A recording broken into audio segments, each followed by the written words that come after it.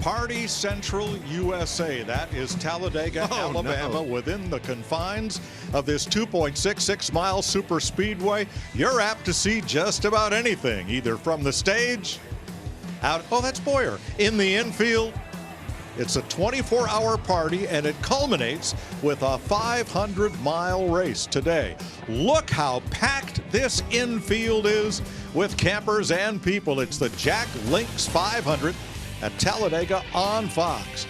Packed house, infield and outfield camping, just all over the place. There are race fans and the NASCAR faithful ready to see a very unpredictable 500-mile race. That is Bobby Allison's grandson driving that Ford Torino.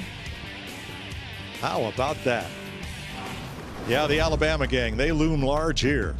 Well, this is anybody's race. In each of the last 3 Talladega races, 66 or more official lead changes. 7 different organizations have won the last 7 drafting races. 9 different winners in the last 9 races here. Well, that's a record since this track started back in 1969. What's going to happen next? That's what we're here to find out. I'm Mike Joy. Kevin Harvick, Clint Boyer. They swept the Talladega races in 2010. 2 wins, 1 win. But between them, a total of 10 crash DNFs, because you never know. Sorry, guys, take you down just a peg. You just never know what's going to happen here. So how do you plan for it? Well, I want my driver to be aggressive. I want him to push aggressively. I want the strategy to be aggressive. Everything that you do needs to be and lean that side of the fence, because if you're not, you're going to be the one in trouble. Well, I've watched previous races. Maybe it was one that I won. Maybe it was one that I wrecked. The one thing that you're going to come here with was a lot of meetings, a lot of planning of what's going to happen on paper. Let me tell you something. You can throw that out the window when that big one happens. And when that happens, you throw it all out the window. You change your mindset. You plant somebody behind you, and you put them in a situation where they don't have a choice but to better themselves by pushing you to that win. Yeah, sometimes here it's adapt or fly. Well, let's hope not. Let's keep these cars on the ground, and let's get a winner to victory lane without a big incident today. But first, let's go trackside. Talladega, by day, he's the chief financial officer of Jack Links, but today he's here to say the most famous words in motorsports. Let's give a big NASCAR welcome to Adam Smith, joined by his friends Sasquatch and Yeti. Drivers, start your engines!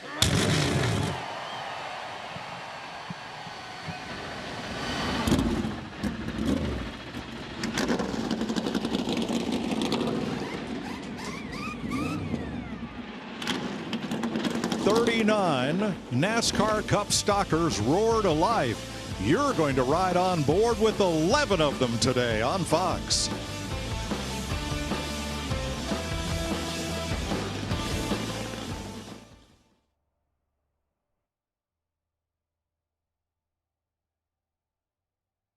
The NASCAR Cup Series is headed to the beloved Talladega Superspeedway.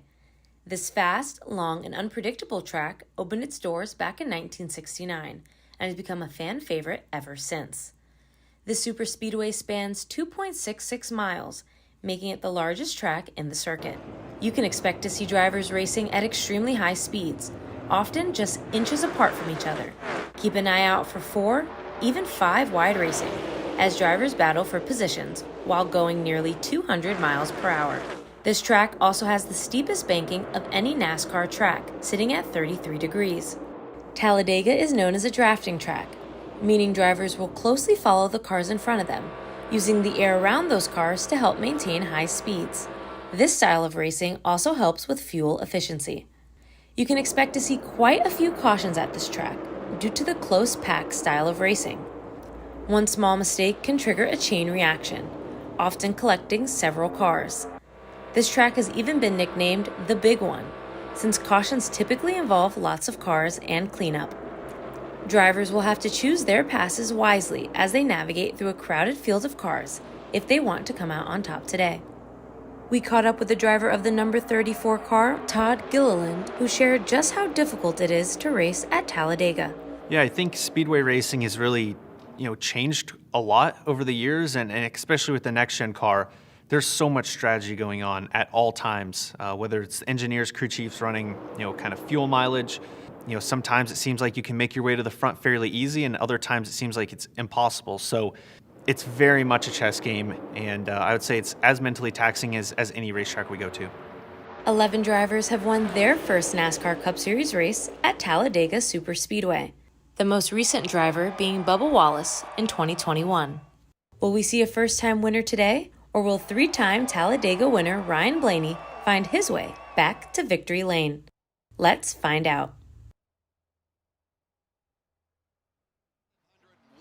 The fastest, most unpredictable speedway. The chaos reigns supreme.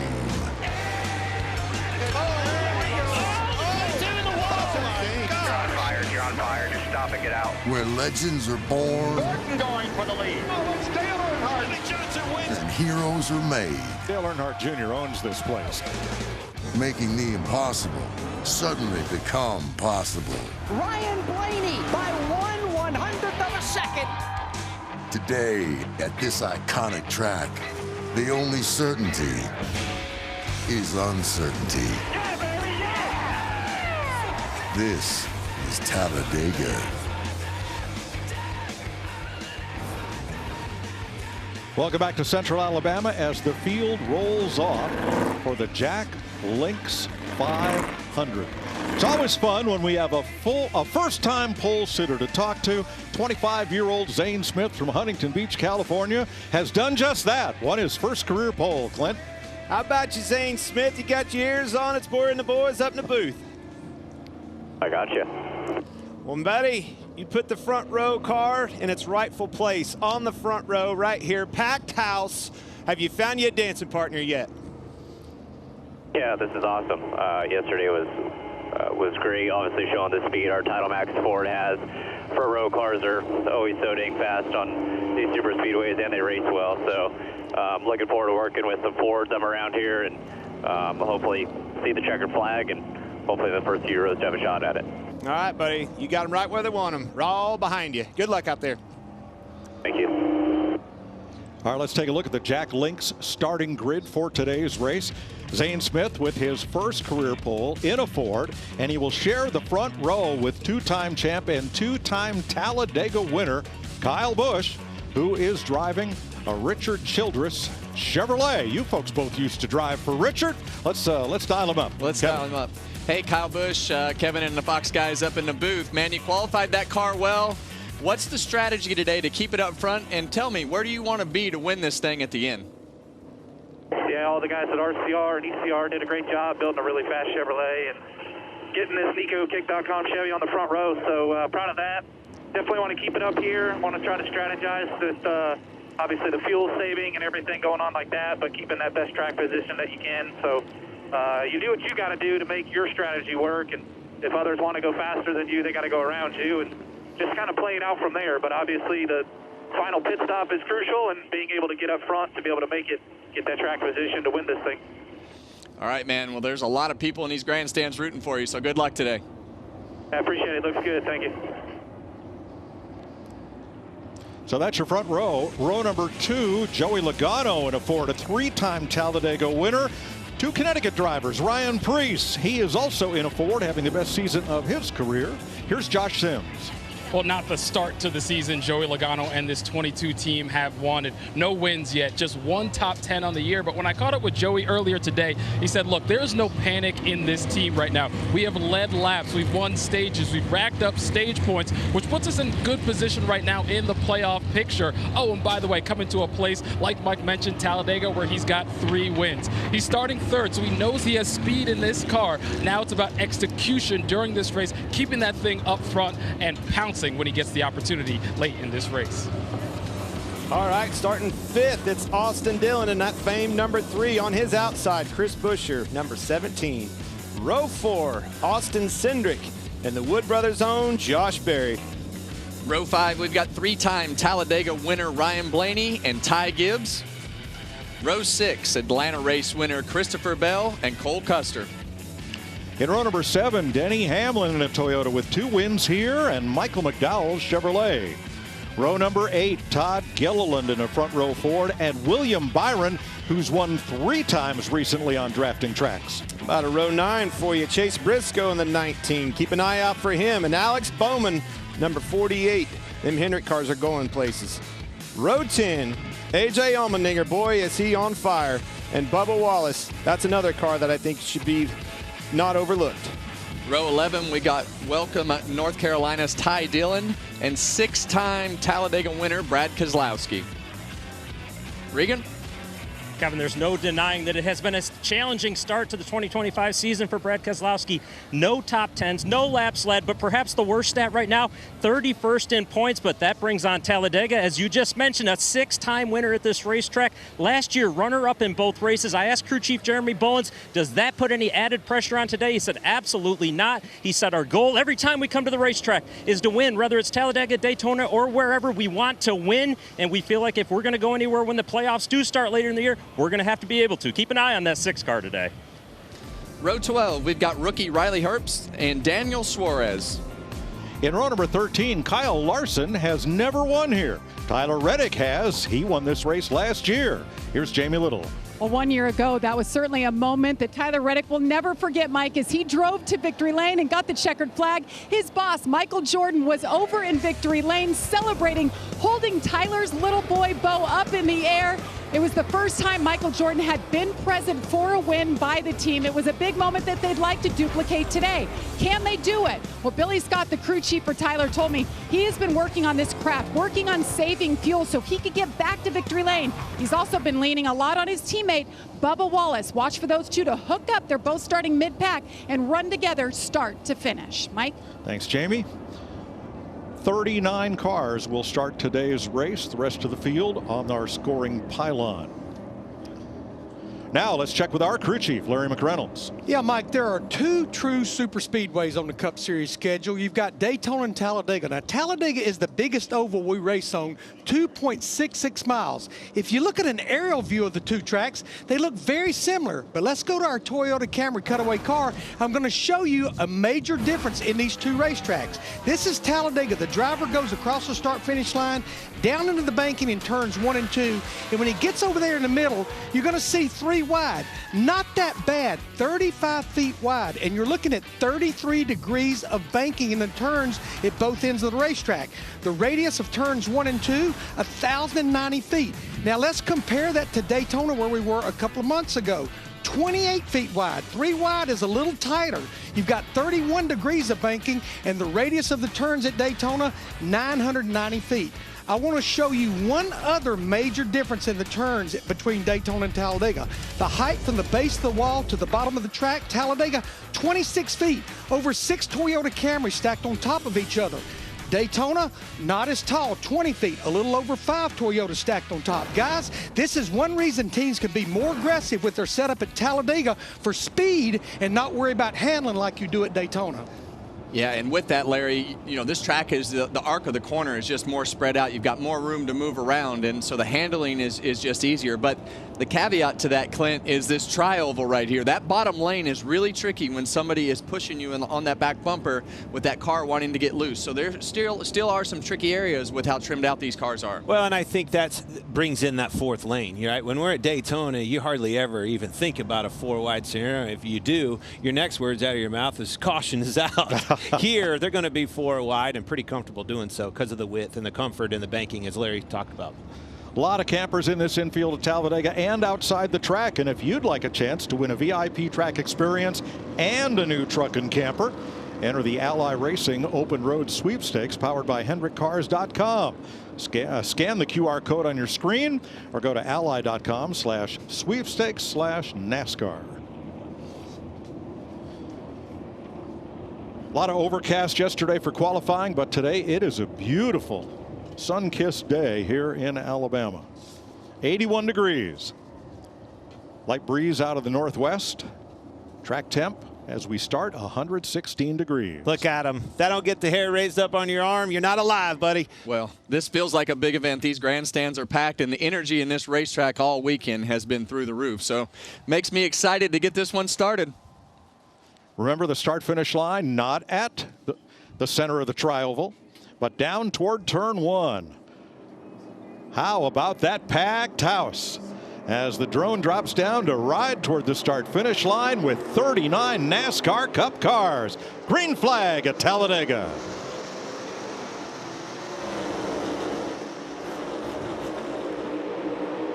These guys have not had one lap of practice. Be mindful of that.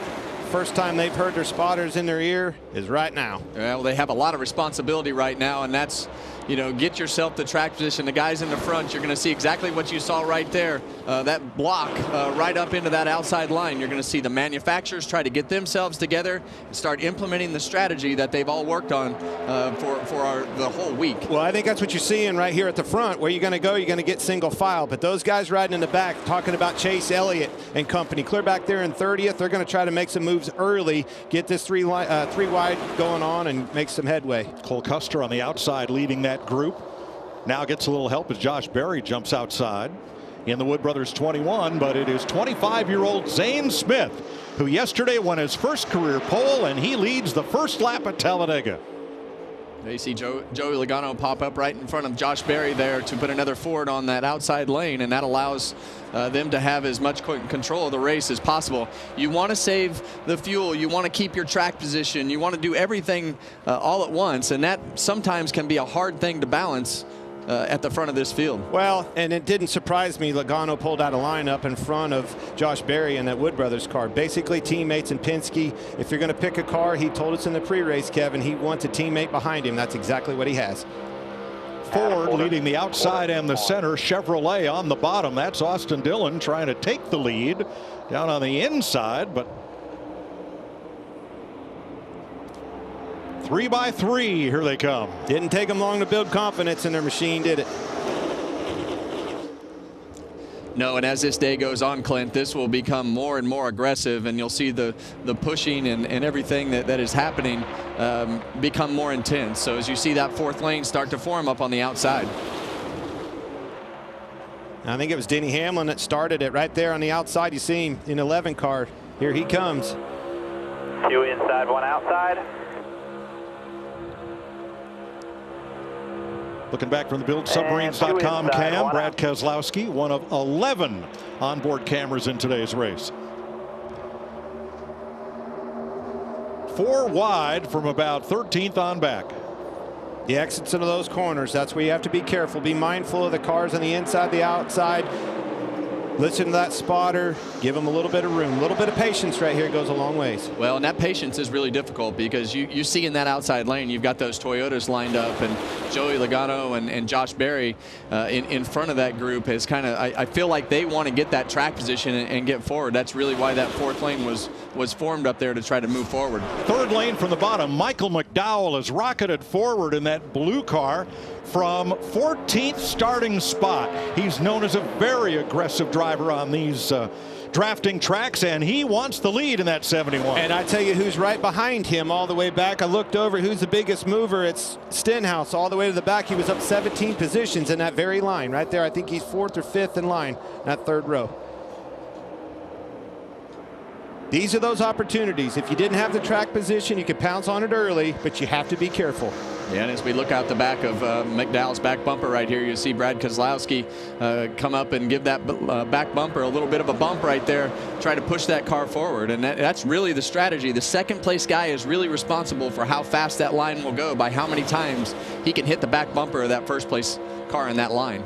Looked at a lot of tape of racing here over the past years. They run 2 wide. Some years they run 3 wide. Why do we run 4 wide here? Well, right now we're running 4 wide because of the conservation efforts that they have with the fuel. So there's a lot of strategy and things that fall into play with the pace that they run. So they're able to run 4 wide, and right now some of the guys at the front, as they get shuffled, there will be an opportunity for these guys further back to push their way forward. All right, Joey Logano, the leader, as they come through the tri-oval. Here's Larry McReynolds with today's race strategy, sponsored by Keystone Light. Mike, we will have green flag stops. You have to coordinate green flag stops with teammates, even other teams. You have to have partners and stay together to make lap time after a green flag stop. Speaking of green flag stops, probably fuel only, and you want to fill that race car with fuel every chance you get. This is the biggest one right here. Know when to, when not to, where to, and where not to, push or block. It can lead to the big one, and guys, the big one can be right over there in turn 3 at that bump at the end of the back straightaway. I disagree. I think the big one, that's one place. It can be anywhere. Yeah, well, that bump that Larry is talking about is the crossover tunnel. There's one underneath the racetrack, and they drive over the top. And yesterday in qualifying, you could really see that as we start to see a little bit more pushing and shoving up in the front. McDowell leads the 6th lap here. Started with the 22 car. Joey Logano, you see him backing up right there and missed a block.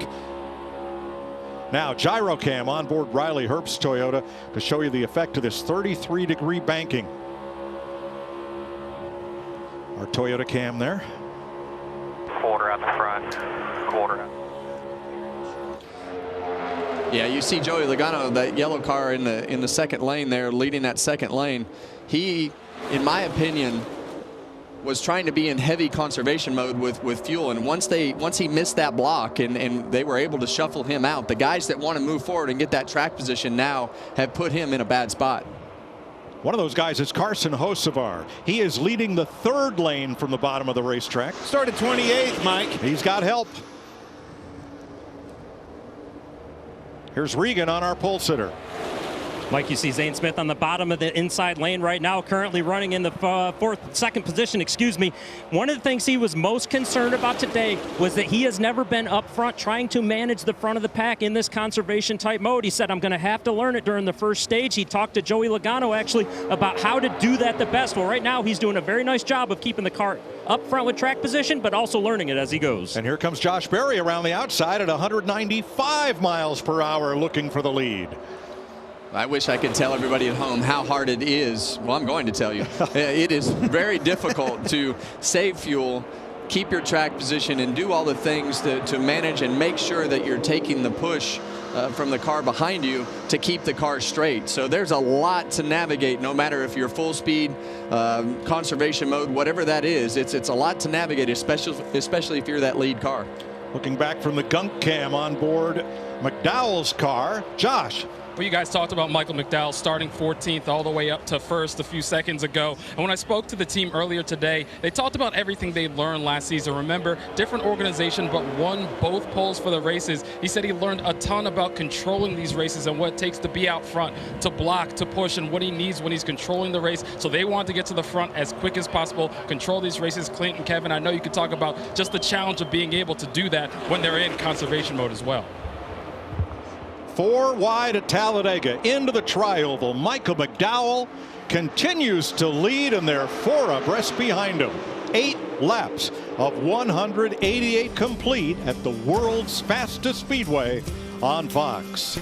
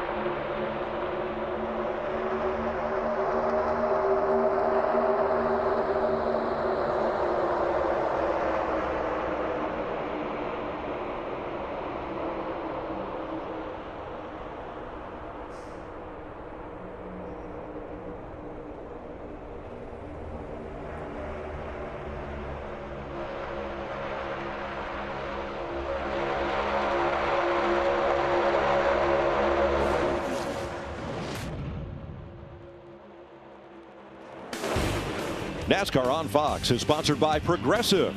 Progressive protects your home, auto, boat, motorcycle, and RV, and could save you money. And by T-Mobile, America's largest 5G network. 12 laps complete in the Jack Links 500 at Talladega. A moment ago, they had Fords 4 wide at the front, holding back the pace, kind of holding back the field. Sort of like on the interstate when the highway patrol gets 3 or 4 abreast and everybody back has to sit and suffer at the speed limit in traffic. Yeah, it's kind of like some snow plows, right, in the wintertime plowing that, but I don't think they're going to be able to do it long. Those Chevys and the Toyotas are definitely making it hard on them. What I'm seeing with Michael McDowell in the 71, his crew chief, Travis Peterson, is trying to make him keep control of the race. He's wide open throttle more than anybody, and when he gets a little bit of a lead, he starts saving fuel. They're walking that tightrope right now between controlling the race and saving fuel. Yeah, and the hard part of when you're out there in the front, when you're trying to control the race like that, you think that you can back off, and all of a sudden you back off a little bit too much, and the guy in one row below you or beside you, it gives them a gap for that second place car in that row to shoot down, and all of a sudden they leapfrog you, and then you get shuffled back like Logano did again right here. Ryan Preece and Josh Berry bring them to the line in a pair of Fords. One from Roush Fenway Keselowski and the other from the Wood brothers.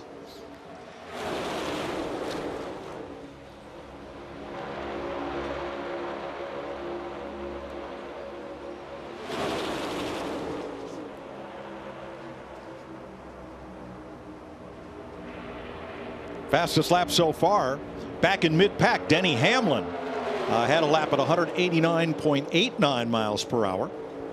Yeah, and I think you're going to see that fastest lap really rotate through the day as we get towards the end of these stages and the end of the race, when they really start pushing and shoving and get themselves in two lines, bottom and middle lane there. You're going to see those guys at the tail end of the field really get a big run. That's 7 clear, then we can work lane 2, lane 3, whatever we need to do. Carson Hocevar, the Chili's onboard cam from his number 77 Chevrolet, right smack in the middle of that group. That's the really difficult part about super speedway racing in today's day and age. And as the race progresses, there's people watching and really trying to make sure that and relay as much information to the driver as possible about where they want to be, trying to execute the plan that they've made all week, and how this race evolves and gets shuffled up. It constantly changes. So the team will change, the drivers will change, and the spotters and the crew chief will constantly relay that information inside of that car to the driver. Those spotters are on the roof right above us, as Regan Smith showed us in pre-race, in the tri-oval. So at times they are a mile away from the cars at the other end of the racetrack. Well, the spotters are definitely your eyes and ears for everything that you do on a race like this. The super speedway races, the spotter is talking most of the lap. There's very rarely, there's never a time when the spotter is not talking. So this is what the spotters are seeing right now from our camera. So those cars, they get pretty small on that back straightaway as far away as they are. Ryan Preece, the Berlin, Connecticut driver, out front for RFK Racing. Josh Berry for the Wood brothers on the outside. Michael McDowell on the inside for Chevrolet.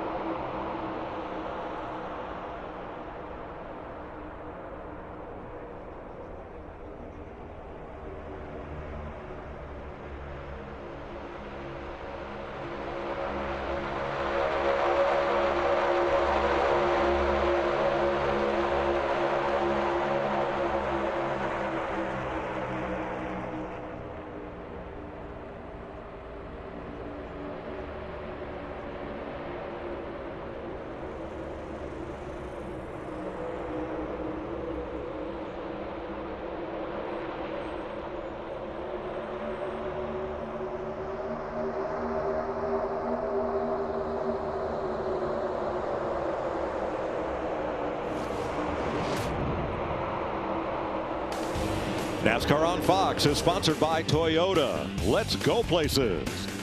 And by Liberty Mutual Insurance. Only pay for what you need. 20 laps complete, all under green. As you watch from our aerial coverage provided by Goodyear. Since 1925, the Goodyear blimp, inspiring fans to keep looking up and keep driving forward. That's what Michael McDowell has done. He's driven to the front of this pack. Ryan Preece with him, Josh Berry, Zane Smith, Chase Briscoe, the first Toyota, in 5th, now 4th. With the Fords and Chevrolet up front. Let's go back around 14th place. That's where Denny Hamlin, Austin Dillon, Brad Keselowski sitting there right in the center of that swarm. Well, they're stuck right now, Mike. There's nowhere to go. The problem with where you're at right there is if something happens in front of you, you're going to be right in it. I want to be down there in the bottom. If I'm riding in this deal, I want to be right where you see Austin Cindric, right down there somewhere. And I've seen a lot of crashes happen with the things that they're doing by guys slowing down and changing lanes, and all of a sudden the speed difference is too much. So it's super easy to make a mistake, and especially if you're in that swarm around 14th position. Well, Austin Dillon has swarmed his way up into 8th in that melee. In his number 3, Richard Childress Chevrolet, his team was kind enough to let us sit in on their pre-race meeting. All right, guys, real quick. Obviously, Talladega, we know how this can go. Stages are 60, 120, 188. We will have to stop for fuel in every single one of them. We'll use our timer on pit road. It'll be right around 4 seconds each time. Yeah, it's Austin's birthday, too. So let's put our best foot forward like we do every week. Mind our P's and Q's. Try and position ourselves at the end of this thing. Thank you, Richard Boswell. Austin turns 35 today. Runs in the top 10. Austin Dillon is 35, makes me feel like I'm 100. I agree. I remember starting to drive for Richard, and Austin and Ty were 7, 8 years old.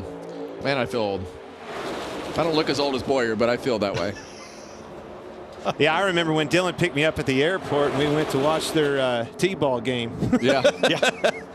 They weren't even driving anything. Well, he's driving the same number now that he wore in the Little League World Series and that his grandfather had when he raced here at Talladega, number 3. Guys, I've been watching A.J. Allmendinger clear back there at the back of the pack. You can see him way behind. What's he doing back there? I keep thinking, man, he's going to mess around and lose the draft. What he's working on is the fastest lap. That's the point. You see him, see how fast he pulled right back up on the group there. And well, and Jamie, he just ran the fastest lap of the race, 190.7 miles per hour. Yes, he did. I've been listening to him as well. To your point, Clint, turned him on here. He started 19th and he dropped to the rear. He came on the radio early and said, did I miss the memo that we're going to go crazy here early, 4 wide? So he dropped out of it, dropped to the rear, just turned that fastest lap. But he did say, nothing's wrong. The car is good. I'm just going to hang here for a bit.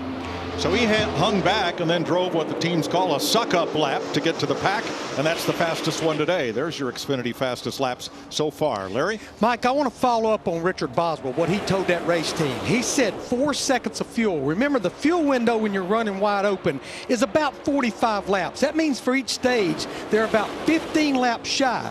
You can dump a gallon of gas in about 1.8 to 2 seconds. That means they're basically 2 gallons shy of making the stage without stopping. That's why he's saying 4 seconds of fuel. Okay.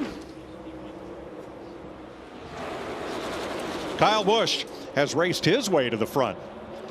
You know, last year was the first year in a decade and a half that he did not win a NASCAR Cup race, but boy, he came close a couple of times and started this race from the outside of the front row. That's where he is right now alongside pole sitter Zane Smith. Regan? Well, Mike, you see Kyle retaking the lead right there as we cross the start-finish line. Something interesting, though, he fell back to about 11th place a few laps ago and was able to give his team some detailed information on the car. Told him that it's very loose when I got back here, especially on newer tires. As the air pressure has come up, it has gotten better. He worked his way back to the front. I know there's a lot of agendas right now, but that's valuable information as we get later on into this race for the driver to let the crew chief know exactly what's happening at all points of a run. And it's so hard in the middle of the racetrack when you get all that air buffeting around and hitting the car in different areas. But a lot of times on low air, these cars will actually hit the ground and start bouncing around more than normal off those stops. 25 laps complete of 60 in stage 1 of 3 stages at Talladega. Chase Briscoe charges to the lead.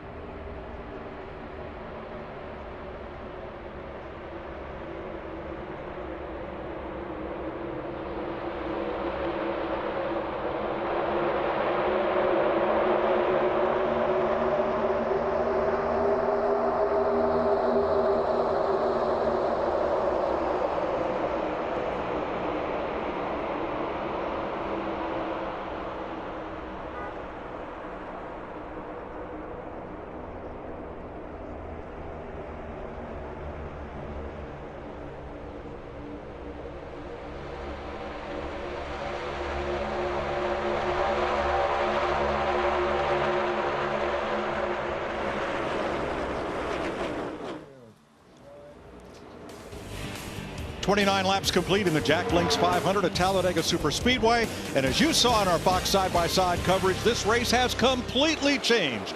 All the Toyotas went to the top of the racetrack, formed up, and took off. No more holding back to save gas. They're running hard, Larry. Yeah, Mike, I got information about 5 laps ago that they wanted to pick the pace up because, honestly, the pace we were at, there were some drivers and teams maybe flirting would be able to make that stage without stopping, but now they picked it up a full 1.25 seconds from where we were 5 laps ago. Everybody will have to stop. Toyota wanted to take control of this race. And I like that strategy, and I really feel like the Toyotas wanted to push the pace earlier. I don't think they could get around all the Fords trying to block the front of the field. So now when you see what's happening right here, you can really tell when the pace is picked up to full speed, because now we're back to 2 lanes, a lot harder to save gas, and if you want to keep up with the Toyotas, you're going to have to push the pedal down. We listened in on Chase Briscoe's radio. The 41 to 20 are clear to 4th lane. They just let the 23 get back up here. Now 41, 20, 23, 11. Everybody in line. I'll be 11. I'm going to beat the 41 into going high and travel. Copy. They formed up and took off. Briscoe, Bell, Hamlin, Wallace, Herbst, and Reddick. 6 Toyotas at the front of the field. And that's what happens when you get into that really easy, lazy type saving situation, and then you have a group that wants to do this, and they start to push the pace. Well, when you're not 4 wide and you're not, having guys control the race up in the front, it doesn't allow you to sit there and save as much fuel. So there's obviously a strategy that these cars have to try to put everybody else in a different position than they wanted to be. It's that chess match, and it's working leverage. The leverage was with the Fords. Larry told you they had the pace slowed down as much as they may have been able to go the whole stage. Probably more than likely them Toyotas can't. We can fix this. You get up there and get in front of them, force it out of their playbook. From Joey Logano, the Hunt Brothers Pizza Cam. Logano back in 8th spot now. After leading 1 lap earlier, he's one of 7 leaders, 15 lead changes as we look at our track fact sponsored by Ford Performance. Ford has not won a drafting race this year, but they've won 11 of the last 20 here. Ryan Blaney in the fall of 2023, the last Ford winner on Talladega. I know I picked Kyle Busch as your winner today. That was probably with my heart. Now I'm thinking 72% of laps led. These Fords, you're not going to keep a good man down. Eventually one of them ovals is going to be in victory lane on these drafting tracks. J.J. Yaley out ahead of Daniel Suarez. The Wendy's Cam showing these views from the 99. Yaley at 48 years old, the oldest driver in the field, but the former USAC midget sprint car and big car Triple Crown champion. Still giving it a go here at Talladega in one of those open cars. See, Kevin, I watch your podcast. Happy hours, I always learn a new word. You know what the Toyota's doing now? They're having a hullabaloo time.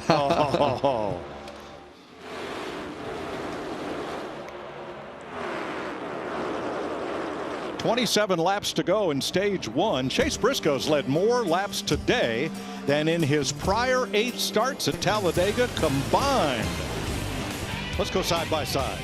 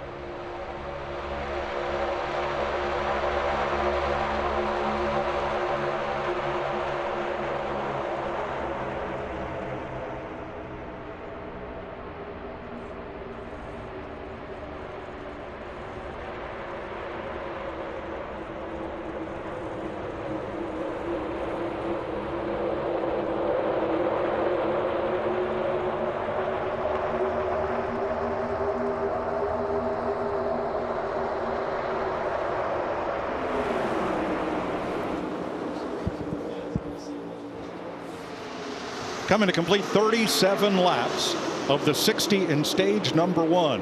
The Toyotas, 6 of the 8 of them in the race, have taken command, running single file, and that leaves everybody else either double filed or 3 wide at the back, chasing them. But Larry, how hard are the Fords and the Chevrolets running to keep pace with these Toyotas single file? Well, I'm watching one of each right now as far as their throttle, and Chase Briscoe, that's out there leading right now, he's wide open probably 80% around this racetrack.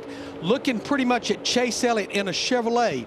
He too is keeping wide open throttle a lot, but then I look at Ryan Preece in the 60, he's probably down about 60 to 70% of throttle, but I'm getting the word that probably somewhere in the next 5, 6, 7 laps, that's when we'll start peeling off and making these green flag stops. And that's what we've seen all year, you know, with the strategy that we have here. But what we've seen all year is mistakes on pit road. And now that window is wide open. You've got to get onto pit road good. You've got to get on with the right group. You've got to have a good pit stop. You got to get off pit road, get formed back up. There's a lot to the process of these green flag pit stops. And you also have to get to the bottom of the racetrack. So that it will be very interesting to see how this next 6 or 7 laps go. Well, you're definitely the tell-all is you're going to see the manufacturer start finding one another first and foremost, and then start migrating to that bottom, just like you talked about. Looking back from Ryan Preece and the Celsius cam back there at Joey Logano as they sweep through the tri-oval. Well, with just 2 races left before the Indy 500, the IndyCar Series hits Barber Motorsports Park for the Children's of Alabama Indy Grand Prix. The fastest racing on earth continues live next Sunday at 1:30 Eastern on Fox. Boy, I don't know if I can handle it. You just stay here, huh? Stay here and hang out for a little bit, right down the road. Your liver would hate you, Clint. You'll be making nurdles from now till Sunday.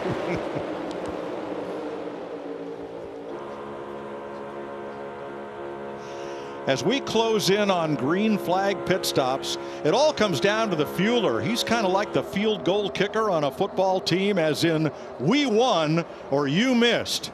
It all comes down to the fueler on these timed stops. Strategy at Talladega is to stay off of pit road. Tires aren't as important, a lot more fuel-only stops. Being a good fueler track, I think it's awesome to be able to be a little bit in the spotlight as a fueler. Makes your job feel like it's important. Once lap 140 comes up, it's just the fuel mileage to the end. Green, white checker comes out, you hope you have enough. I focus a lot myself on numbers. You want to sometimes play it backwards just to have enough to finish. It's kind of like being the field goal kicker coming in, game on the line. Big importance on keeping the car full today. 40 of 60 laps complete. Watching those Toyotas, and they peel off for pit road, and they're not coming alone. Whole group of cars are going to come in with them. Down to pit road speed, down to 55. Christopher Bell, Bubba Wallace. Didn't see anybody locking it up coming in. First and foremost, you have to make sure that you minimize the mistakes, Kevin, and locking a wheel up where you have to put tires on instead of gas and go will crush you right here. 14 cars. That's more than a third of the field came in. Stalled out of Briscoe. Toyotas. Yeah, Chase Briscoe has trouble leaving, and he comes out last. Well, that's what we talk about. You can't make any mistakes on pit road in a day like today where all of these green flag pit stops happen. You have to be flawless on everything that you do. And in Chase Briscoe's situation, he lost all of his track position, and he'll be lucky to hang on to that group. Now at the top of the screen, the map shows Cole Custer, who's leading this race. He's that blue Ford out front. And it shows the first of the Toyotas and the other cars that just pitted, that being the 20 of Christopher Bell. All right, one thing I see with this group that just came, the Toyotas and the rest of them right there, they're not grouped together very good at all, Kevin. That's not a very good job of staying together. The performance and the overall group is going to be with who can stay together the tightest and formulate that line the quickest. And let's talk about that. As you get these cars that are separated in this group that is trying to pull up, you want to kind of fan out a little bit to give that 4th place car that's behind a chance to catch up. So the group that stopped were 6 of the Toyotas and half of the Chevrolets. We're told these are the trouble. One car wildly spinning up toward the top of the wall as 2 more go through the infield, including Keselowski and Blaney are involved in a miscue trying to get to pit road. And caution is out for the first time today. Big damage for Keselowski. I think he's tore up the most. I think the right rear toe link is definitely broke on Blaney on the 12, but I think they can get that fixed. 6 car with, man, he was in a not a must-win situation, Kevin. but he was ready to pounce on him this weekend. Talked about it in the pre-race with him. And this is what we talk about all the time. And you look at Kyle Busch there involved in the wreck, and you look at these Fords. The Fords have had a lot of trouble finishing these races off and taking advantage of those fast cars. But this was just a mistake coming to pit road. Ford Performance Cam for Blaney.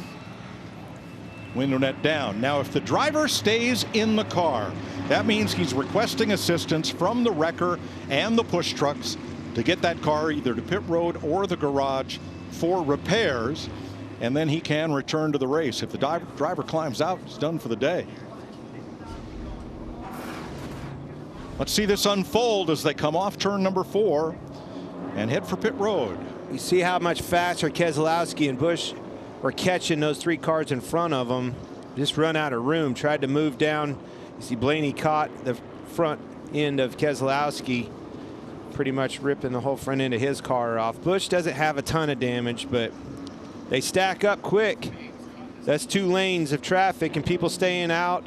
You see Zane Smith pull up, and look how much faster they run those guys down. Busch gets in the back of Keselowski, turns him up the track. Damage on that Bowman car as well.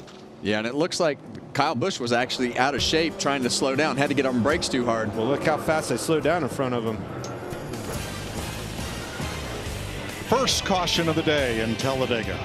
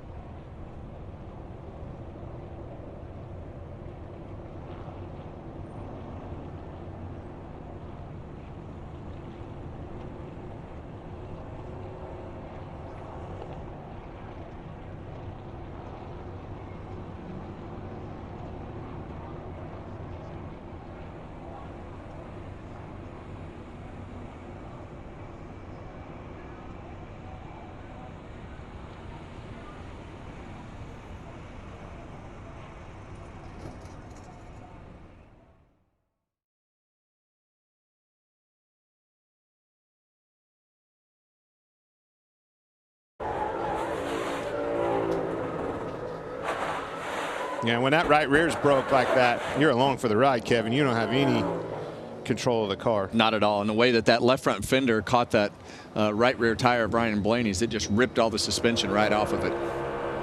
Brad Keselowski.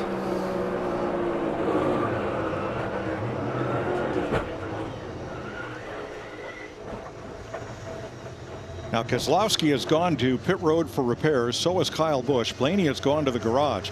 This all starts when the Fords start coming to pit road, and it looks like the ones up front slow down a lot more than some drivers were expecting. Man, he saw that hole. He tried to go for it. Almost made it.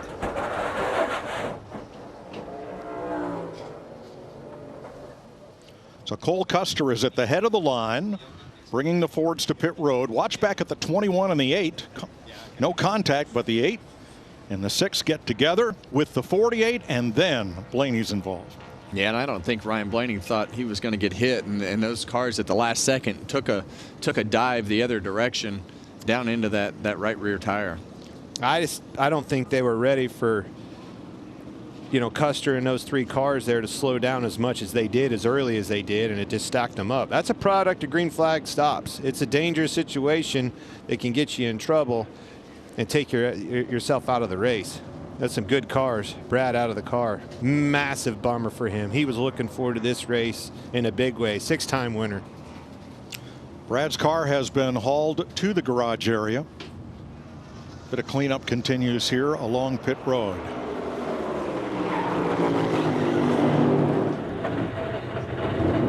From the drone over the ball field there. 4 cars involved. Minor damage to Bowman. Now Kyle Busch returns to the race. Blaney and Keselowski's cars, well, one in the garage and one on the way there. Ryan Blaney staying in the car in hopes they can make repairs and get him back out there. Well, and these new rules this year, I'm a big fan of. It gives these teams another chance. You know there's going to be another wreck. You might gain some big-time points. Get back out there.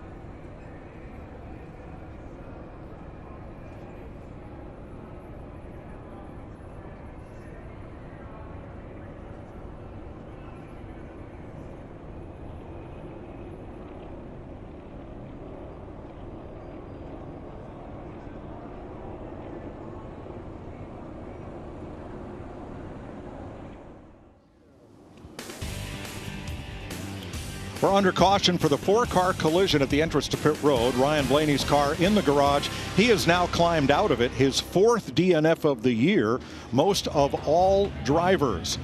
Now, the question is, with 47 laps complete and us running around under caution, some of these drivers have taken to drive down on the apron to make sure fuel is getting to the pickup in the fuel cell, because, Larry, could some of these fellows run out of gas under caution? Yeah, because the last 10 laps before that caution, we picked the pace up. They were using more fuel, and I'm hearing a lot of drivers saying, I'm seeing my fuel light starting to flicker. So they need pit road to open pretty quick.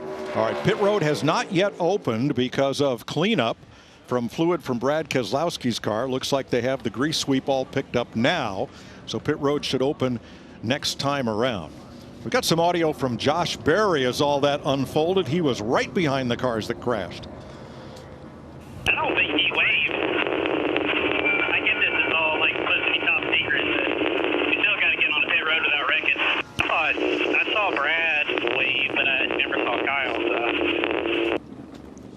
Yeah, and really it's hard to tell until we hear from the drivers exactly what happened. But it's something like that where Brad was going to pit and then Kyle didn't think he was going to pit, but it looked like Brad was going way too fast. So I'm not exactly sure how to dissect this one all the way. Well, remember, those plans that they talked about prior to this race are different. Kyle Busch is in a Chevrolet. Those two were Fords. Those plans couldn't be together. I think Kyle Busch was just planning on going with them when he saw them move. So there are 16 cars that have not yet been to pit road.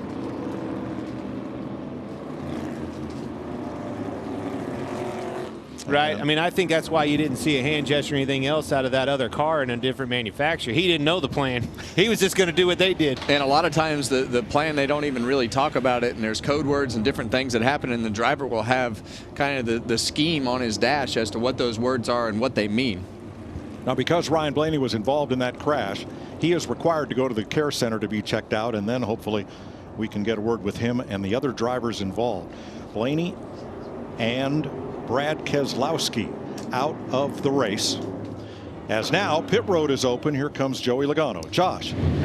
For Joey Logano, that 22 car, not all the way happy with that car, but they'll fuel and get tires for him. For Kyle Larson, he's been quiet on the radio so far. Jamie?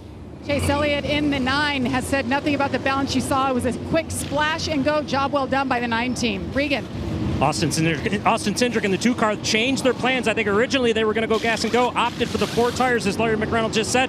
Things are good in the car, a little hot on the gear temps for them. So at least the 16 drivers who had not been to pit road come in this time, with one exception. Daniel Suarez stays on the racetrack. He's going to pit the second time by. 49 of 60 laps complete in stage 1.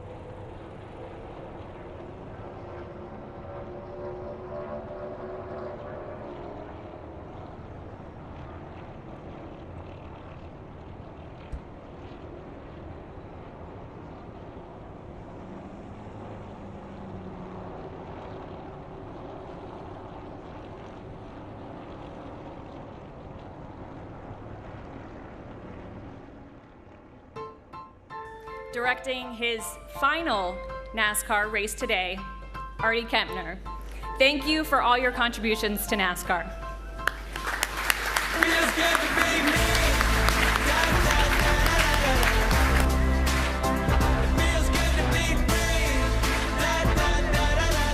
That check from the NASCAR Foundation and Fox Sports, $31,000 donation in honor of his 31 years with Fox, going to the nonprofit group Artie founded, Autism Delaware. I've worked with Artie since 1984 back at CBS, and we don't always agree on every facet of covering auto racing, but I promise you there's nobody in any production truck anywhere in America that has more passion for auto racing and for his craft than Artie Kempner. We wish you well on your new venture. Yeah, and, you know, I was thinking back, maybe one or two NASCAR races that I can remember, maybe, didn't have him directing. Every other one, whether I was watching or racing in or now in the booth, he was the director of. Well, we're ready to restart. Chris Buescher, Ryan Preece, two Fords up front. Christopher Bell up on the outside of the front row with Buescher as we go back to green. 9 laps to go in stage 1. You're going to see him going at it now. That's Points are on exactly the right. line. That's exactly right. These guys know that they want to gather as many points as possible in this stage in case something happens in the next stage or at the end of the race. Whoa! Something's going to happen, all right. Bell hard into the wall. That is a huge hit.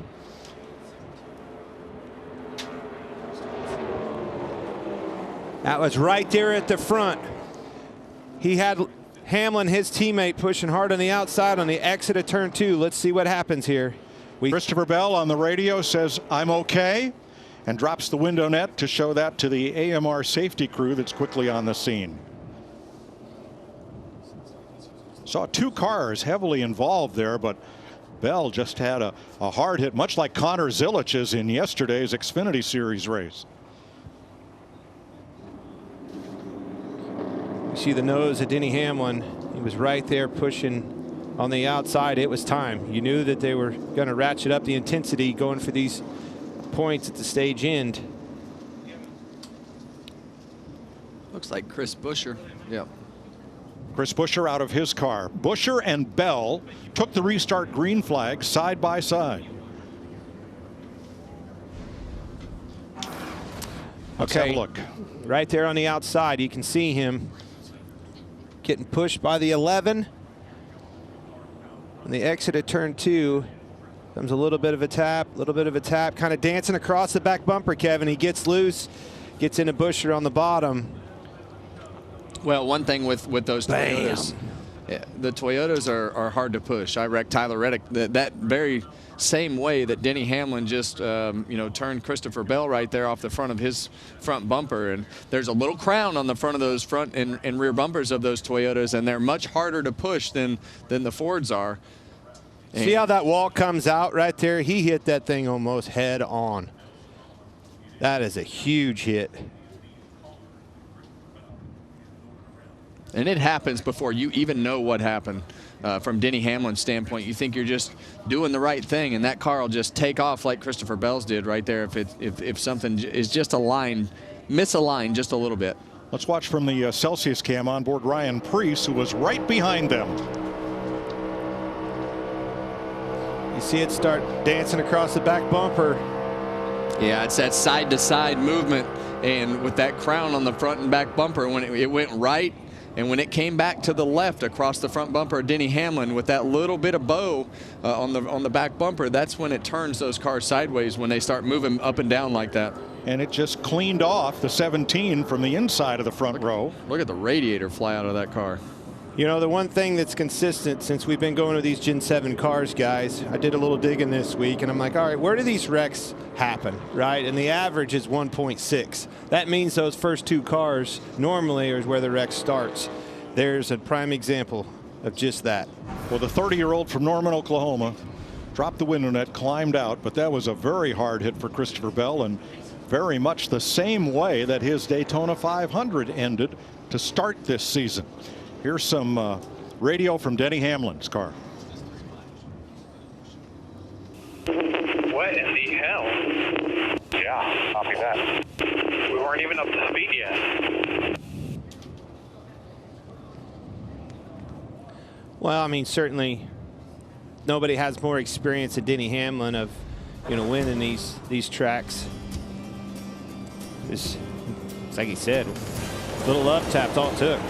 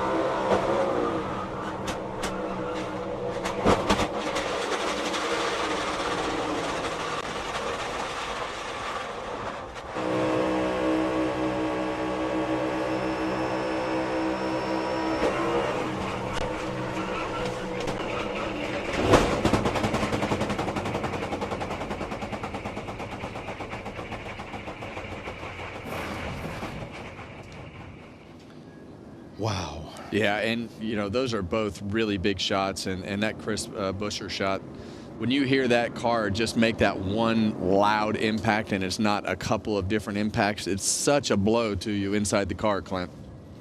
That's as hard as you can hit. All right, let's go back to the caution at lap 44. Brad Keselowski knocked out of the race. Here's Josh. Brad Keselowski checked and released from the care center. You had a chance to watch back the replays. From your perspective, what happened during that pit stop cycle? Just a stack of guys trying to come to pit road as fast as they could, Josh, and we were kind of the ham and the sandwich and got squeezed. I don't know, I waved down the backstretch just to let everybody know I was going to pit, and I came off of 4, and everybody was so tight behind me that I didn't even have a chance to really turn left, so I hate that it ruined not just our days, but several other people's days, but I don't feel like I could do anything different. Thanks, Brad. Very frustrated. That's the first of 2 cautions today. That one taking Ryan Blaney and Keselowski out of the race, and Josh also caught up with Blaney. Ryan Blaney has been released from the care center. And Ryan, could you sense anything about to happen there during that pit cycle before the wreck? No, I feel like we're all usually pretty decent getting to pit road. Just kind of that point in the race, it's like, all right, you know, everyone's going to save some gas and then pit, and everyone usually does a really good job of letting people know. And so I didn't sense anything was going to happen. And from really what I could see, the Six was trying to get to pit road with his group, and I don't know if the guy behind him didn't know, didn't see, and just kind of ran Brad over. And when they got hooked together, they were going up the track. So I just kind of committed to the bottom, and I think they clipped someone on the top, and it like ricocheted the Six back down the racetrack into me. So that just stinks. I mean, just another DNF is no fun.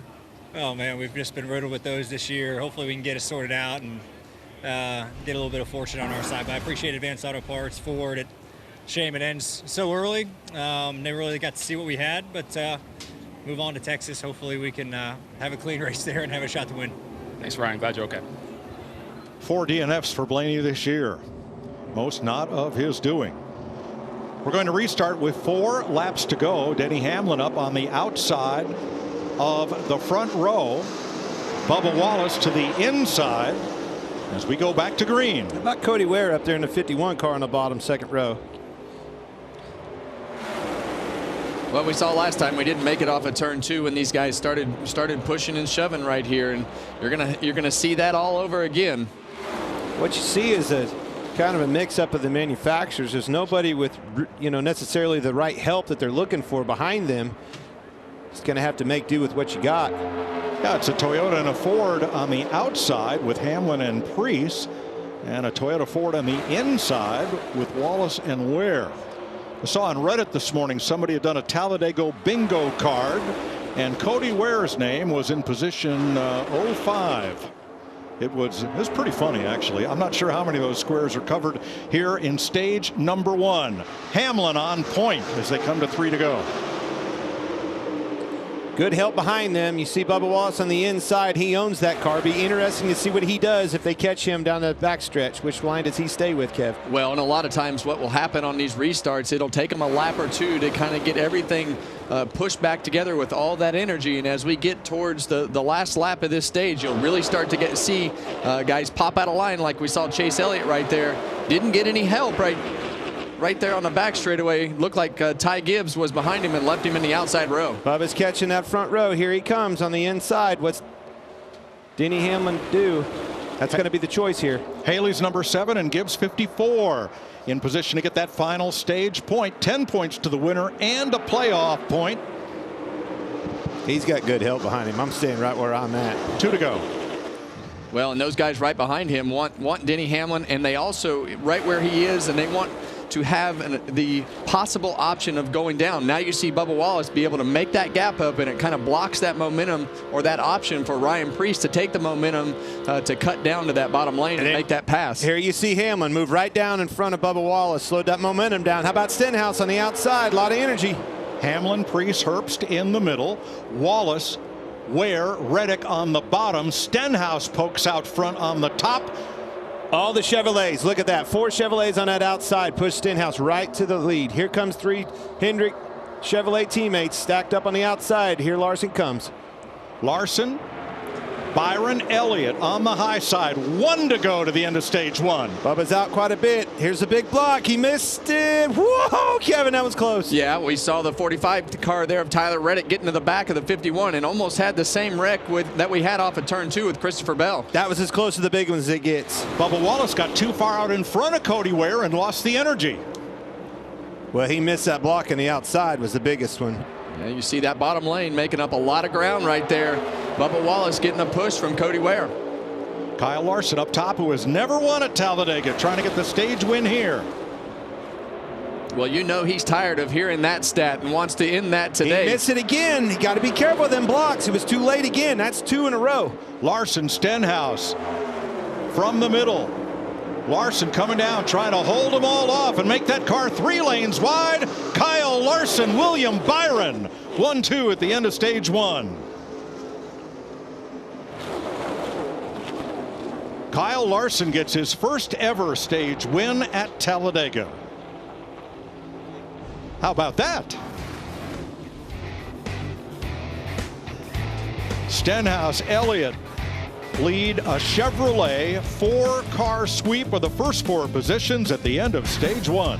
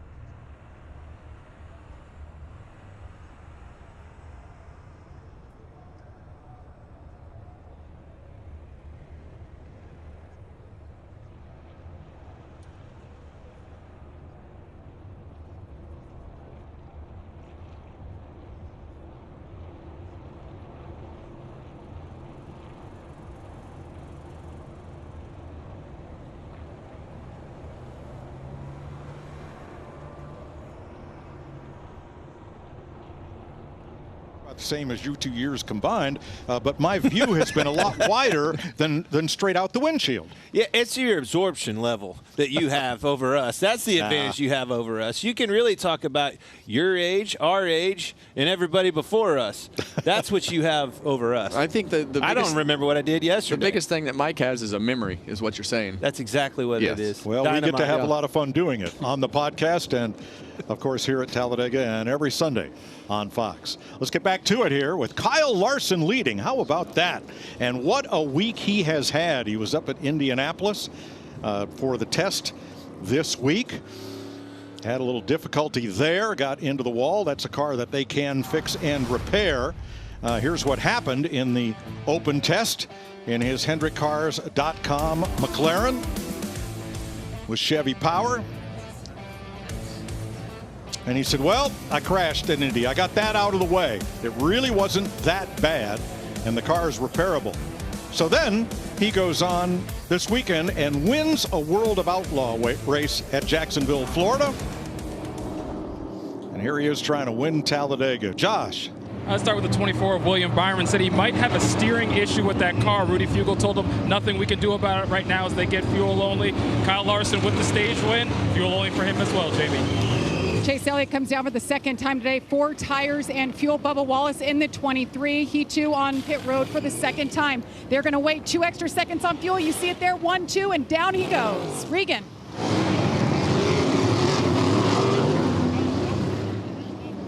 There's your race off. Now, this is not for the lead because a number of drivers stayed out.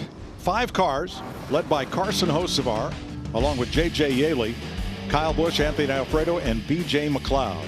Kyle Larson, stage 1 winner.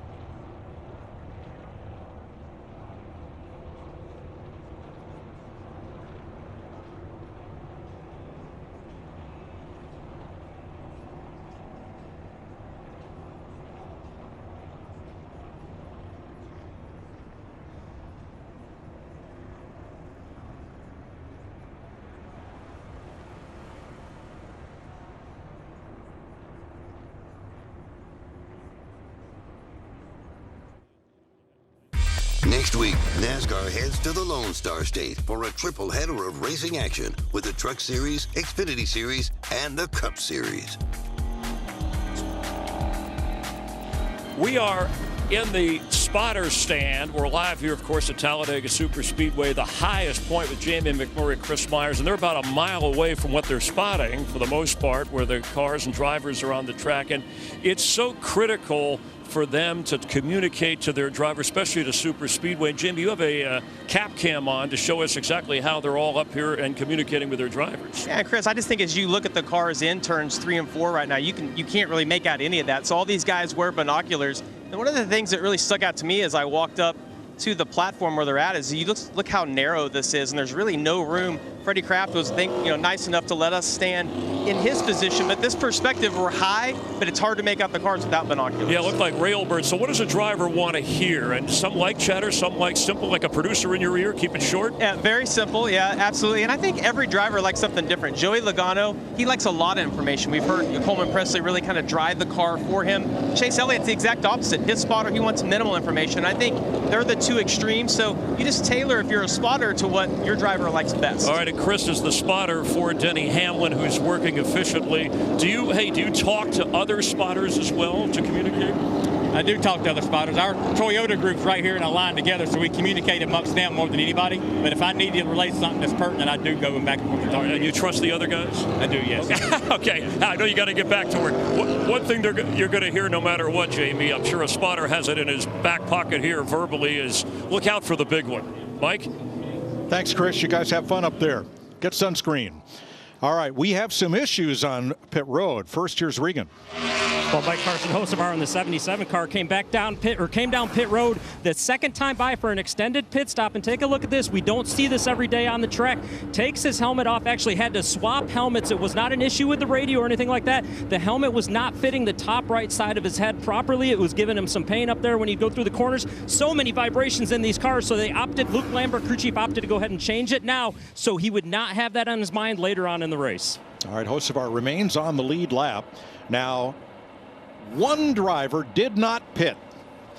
Beard Motorsports, the part-time team out of Michigan, the non-chartered team, operated by the Beard family. Anthony Alfredo, the Ridgefield, Connecticut driver, is at the wheel, and they have elected not to pit. He finished a career best third in this race last year by using a strategy different than others, and here we go again. So, getting ready to come green. Watching William Byron from the Valvoline cam. Here's his radio.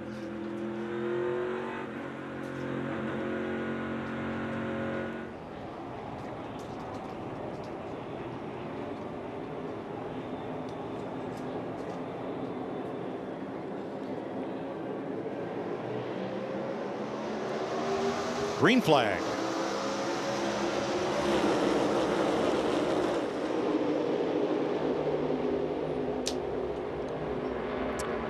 I'll tell you what, Kevin, starting stage 2 right here, boy, the front of this pack sure has changed. It really has. It's been quite the vicissitude for Kyle Larson. He won that stage, got a speeding penalty all the way to the back of the pack, and now you see these guys up front. William Byron leading the outside lane right there. Definitely a different look for sure. Well, you just have a slew of Ford starting. I'll get you to the middle lane.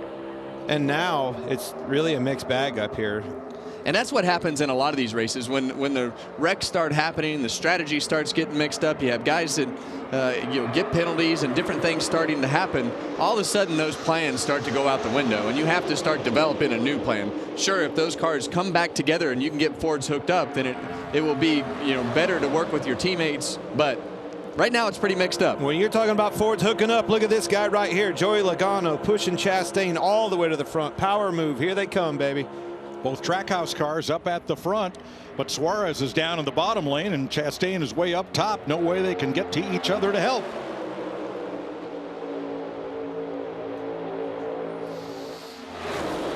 "67 laps complete. The next stage break at lap 120. Race fans, now it's time for Straight Talk, sponsored by Straight Talk Wireless.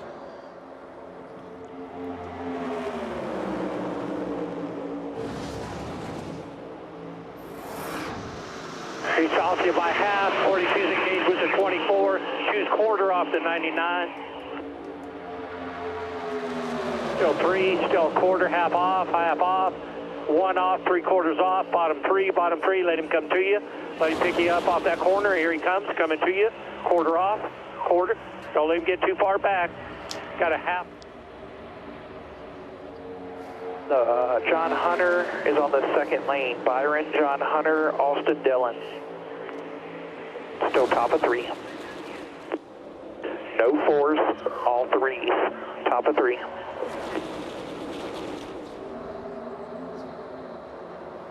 '54 and 35 went to the top. 11's faded all the way back in the middle lane.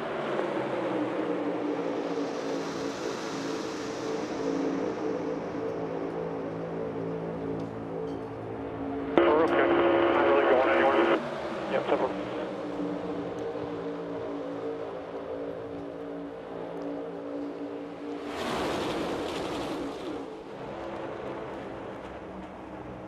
Bumper, bumper ahead, bumper, bumper ahead.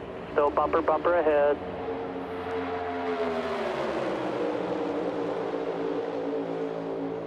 You were the first push. Still 3. 1 in front, 1.5. 1. 1. 3/4. 62 is pushed out. Still 3/4. Still 1. 1.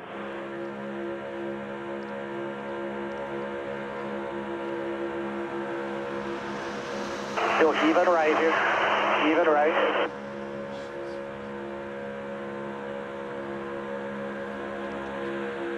Middle. Middle, tighter to the left. Still middle here. Barely clear to the top.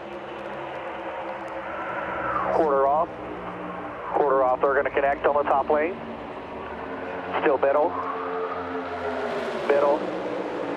Middle, quarter off you. Half off.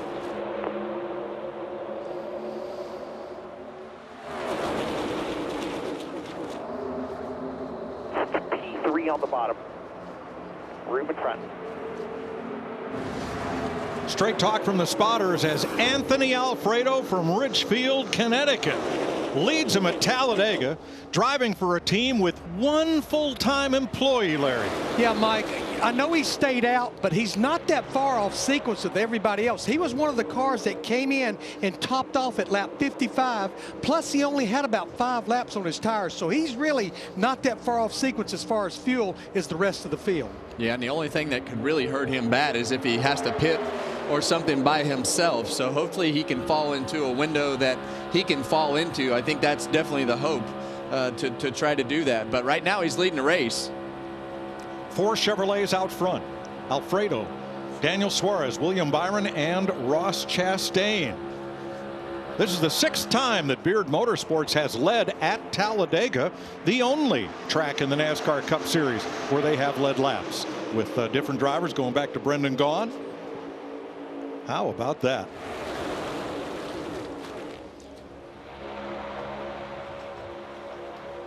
BJ McLeod coasts onto pit road, and he will turn into the garage. He will be the 5th car out of the race. Let's go back to Jamie, who's caught up with Christopher Bell.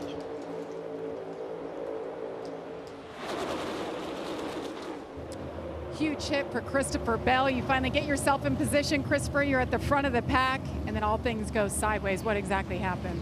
I mean, it's speedway racing. That's what it is. You have to push in order to be successful, and sometimes the push don't go your way. So, yeah, I just you know that's what it's going to come down to. It's a shame that we only made it 50 laps. I felt like the Sport Clips Camry was doing everything I needed it to do to be there at the end, but you always run the risk of taking a push at the wrong time, whether it's lap 50 or the white flag at 187. So just didn't make it very long in the race. Tough break for Bell, who's bound to be a championship contender. We've had 17 different leaders. John Hunter Nemechek in that 42 wants to be the 18th. Yeah, and we've heard Christopher Bell talk a lot about very openly about his disliking super speedway racing. So you could definitely sense the frustration right there. But right now we've got Ross Chastain leading this field. Chastain, he was on our list, Kevin. We were talking about this pre-race and preparing for this weekend even. Who are the drivers that are needing a big win to turn things around for their season? And those 2 cars up front, Nemechek and Chastain, need just that. those three. How about Joey Logano? Add him his name to the list. I'm not quite as worried about him as I am those other two. Logano's not had a top 5 finish this season. It's the deepest into a year. I think a defending champion has gone without a top 5 since He's a 1952.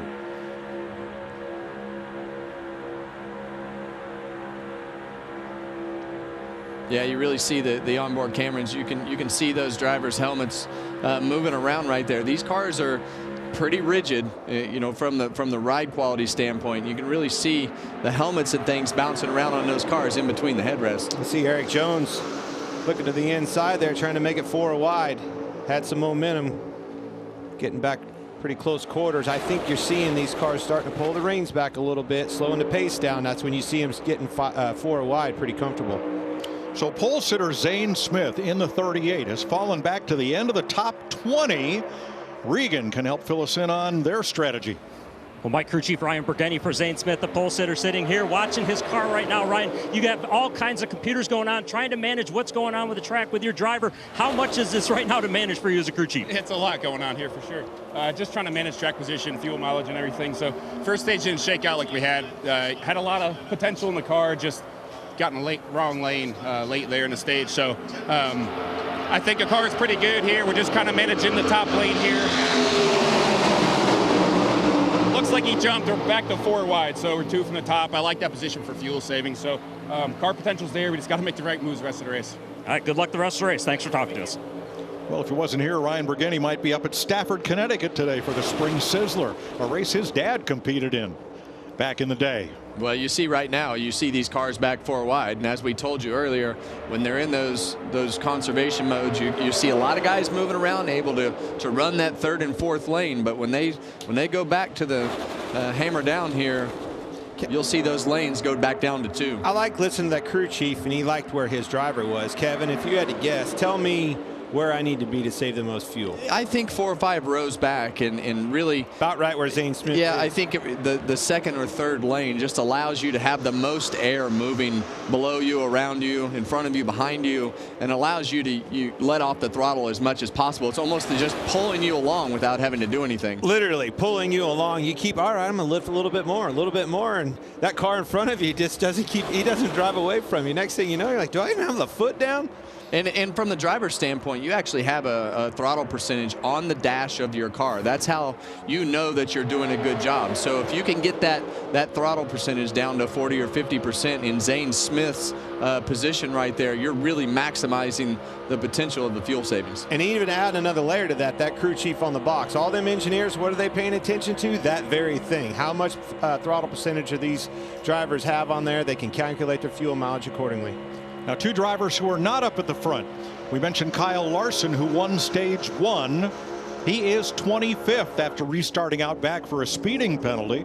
The other is the 19, Chase Briscoe, led a bunch of laps early, 15. He's led the most laps today, but Briscoe had a pit penalty for removing equipment, so he had to restart out back. Briscoe's up to 26th.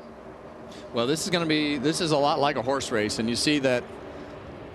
Looks like Chase Elliott right there rubbing up against the wall down the back straightaway. He's got that thing high, wide, and handsome up there down the back straightaway in that 4th lane. It looked to be like Nemechek and the 22 car were dancing around a little bit. He had to move him up the track. He may have brushed the wall. Jamie? How about Ross Chastain? Right there leading the field on the outside line. Started this race 32nd. This car has been good, but he is one of just a couple drivers I've heard today complaining about the handling of the car, saying he was loose earlier. So on their first round of stops, he took 4 tires, and they made an air pressure adjustment for him. Last stop, no tires. Car right now is good, Mike. That's close. 185 mile an hour. Get you some. William Byron right in the middle of it as Ross Chastain leads Josh Berry, 79 laps complete.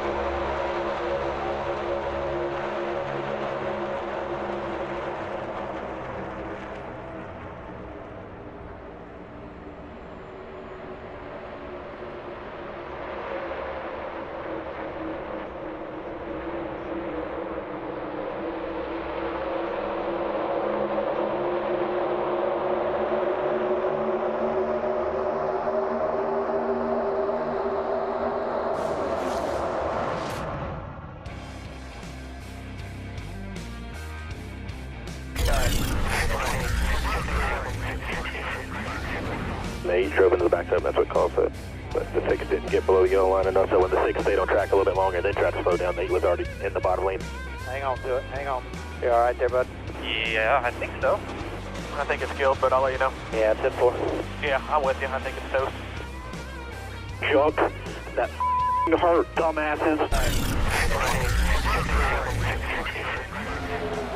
Two big crashes early on in stage number 1.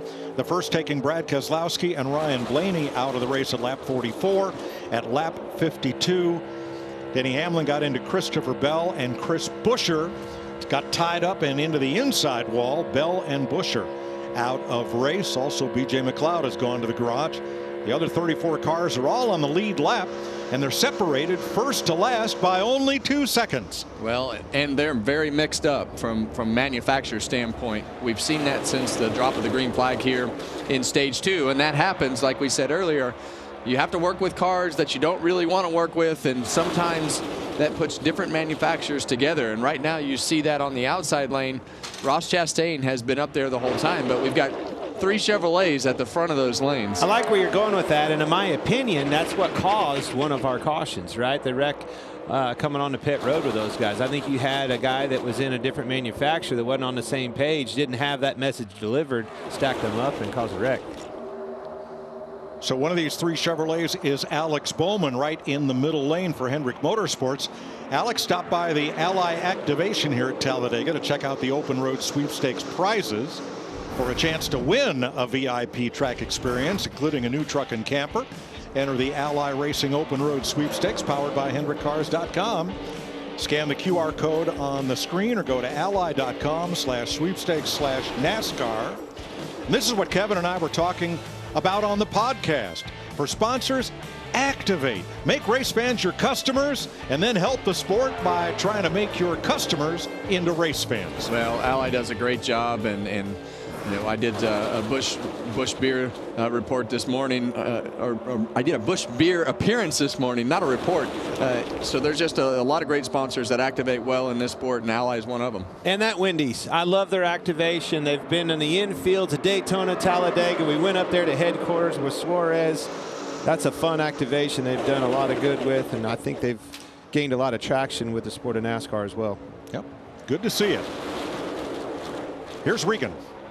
Mike, something else that Ally has to be happy with right now today is the work of Blake Harrison, this 48 team with that 48 car, of course, caught up in that very first wreck as cars were coming to pit road, had some damage to the left front and left side door of the car. They spent a bunch of time on pit road repairing it. He was able to quickly get back towards the front here, and that 48 car right now looking good. Alex has been quiet on the radio. 34 to go in stage 2. Larry, I'm curious. The Toyota strategy in stage 1 was to get their cars lined up and then get out front single file and change the pace of the race. How likely are we to see something like that here in stage 2? I don't know that we will in stage 2, Mike, but I will say this. The window's going to open for teams to start hitting pit road in about 13 laps, right about lap 100. If I go back a year ago in stage 2, the Toyotas were the last to pit. But in the final stage where I think it really pays off, they were the first to hit pit road. Mike, I have no idea. Well, I think that's the key, is setting yourself up for the end, Larry, and I like what you said there. I wanted to track position, get me into the pits, figure out your strategy where I'm the first one in there, put me out in front of these guys and let me do my job. Me and my spotter are going to go out there and keep them behind me. Well, the other thing that happens too, as these races get mixed up and those cautions come out, this stage has been a little more straightforward so far, but as we saw, it can all go up in smoke as quick as it coming to pit road. We might be on plan C already, as a matter of fact. And the drivers inside the cars don't know the plan sometimes, and when it changes, and the engineers and the crew chiefs and everybody is developing that plan as it changes. So it's interesting to drive the car not knowing what's going on. Well, and I'm watching, or I'm hearing you say that, and I'm watching right there. Larson on the bottom, you see him clear back over here on the right-hand side of your screen. He was on the outside, right, and he was up there in the stage because of that on the outside. The strategies change, plans change, and you've got to adapt. You have to learn the whole time you're out there and put it to good use. to get yourself in position at the end of this thing. Remember, Kyle Larson started 33rd under penalty. He's now up to 21st. Look at that packed grandstand from our aerial coverage provided by Goodyear. Best seat in the house since 1925. Happy 100th to the Goodyear blimp. I've been coming to the infield of this place my whole career. Obviously, I spent a lot of time there this weekend. This is about as much fun and the hype and everything, the energy of an infield that I've seen in a long time. It looked great last night. A Justin Moore concert, man, there was a sea of people out there. Anthony Alfredo has led 11 laps at Talladega. Next time by will be halfway in stage 2.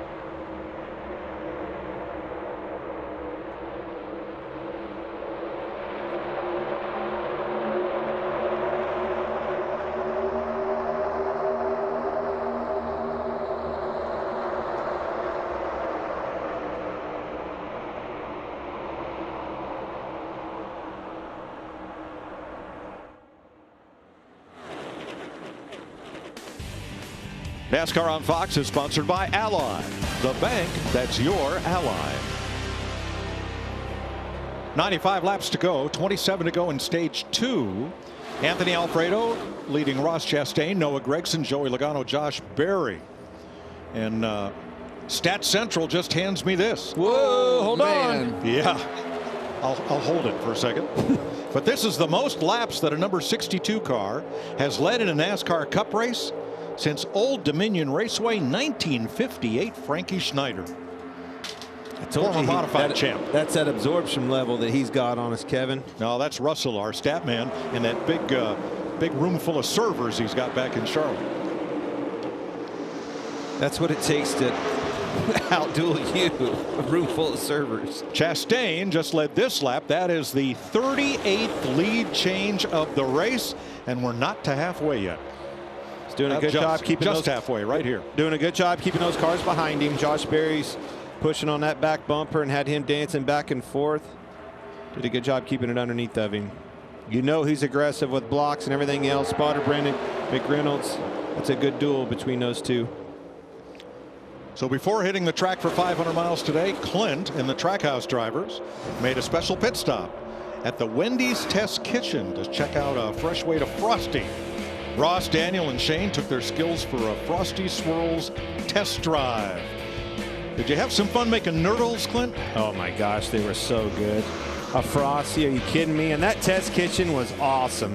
I mean, I'm talking everything is made and perfected right there, Kevin. It wasn't just the Frosties. The Frosties were on point. Chastain wasn't a very good Frosty maker.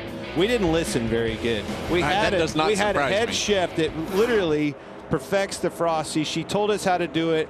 Turned the red light on. All three of them messed it up. We redid it about 5 times. Of course, I messed my lines up a few times. Had a blast. That activation has been one of the best in this whole sport of NASCAR in the last 2 or 3 years, whether it be Daytona, Talladega, or anything in between. But boy, the Baconator, the son of a Baconator, the junior Baconator, all so made the right nurdle, there. The nurdle is the little curly Q at the top of the Frosty, which is more than I ever wanted to learn about. You know, my old man's big on that. Like I've had him stop in a drive-through and then call out the nurdle. That's a terrible nurdle. Get it back. So that must be an old man thing you just said right there. I've heard more about Frosties than I ever thought I would. Me too. Well, that car is running 12th with Daniel Suarez. Anthony Alfredo remains out front. Noah Gragson right behind him. Cody Ware third on the inside, then Bubba Wallace. And no rhyme or reason to what make is where at this point in stage 2. No, and even with in front of Ross, room.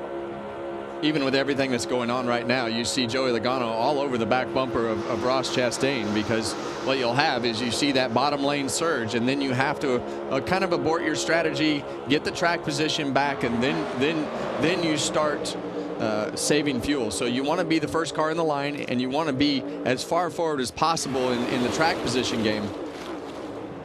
Josh Berry trying to bring that outside lane up even with them.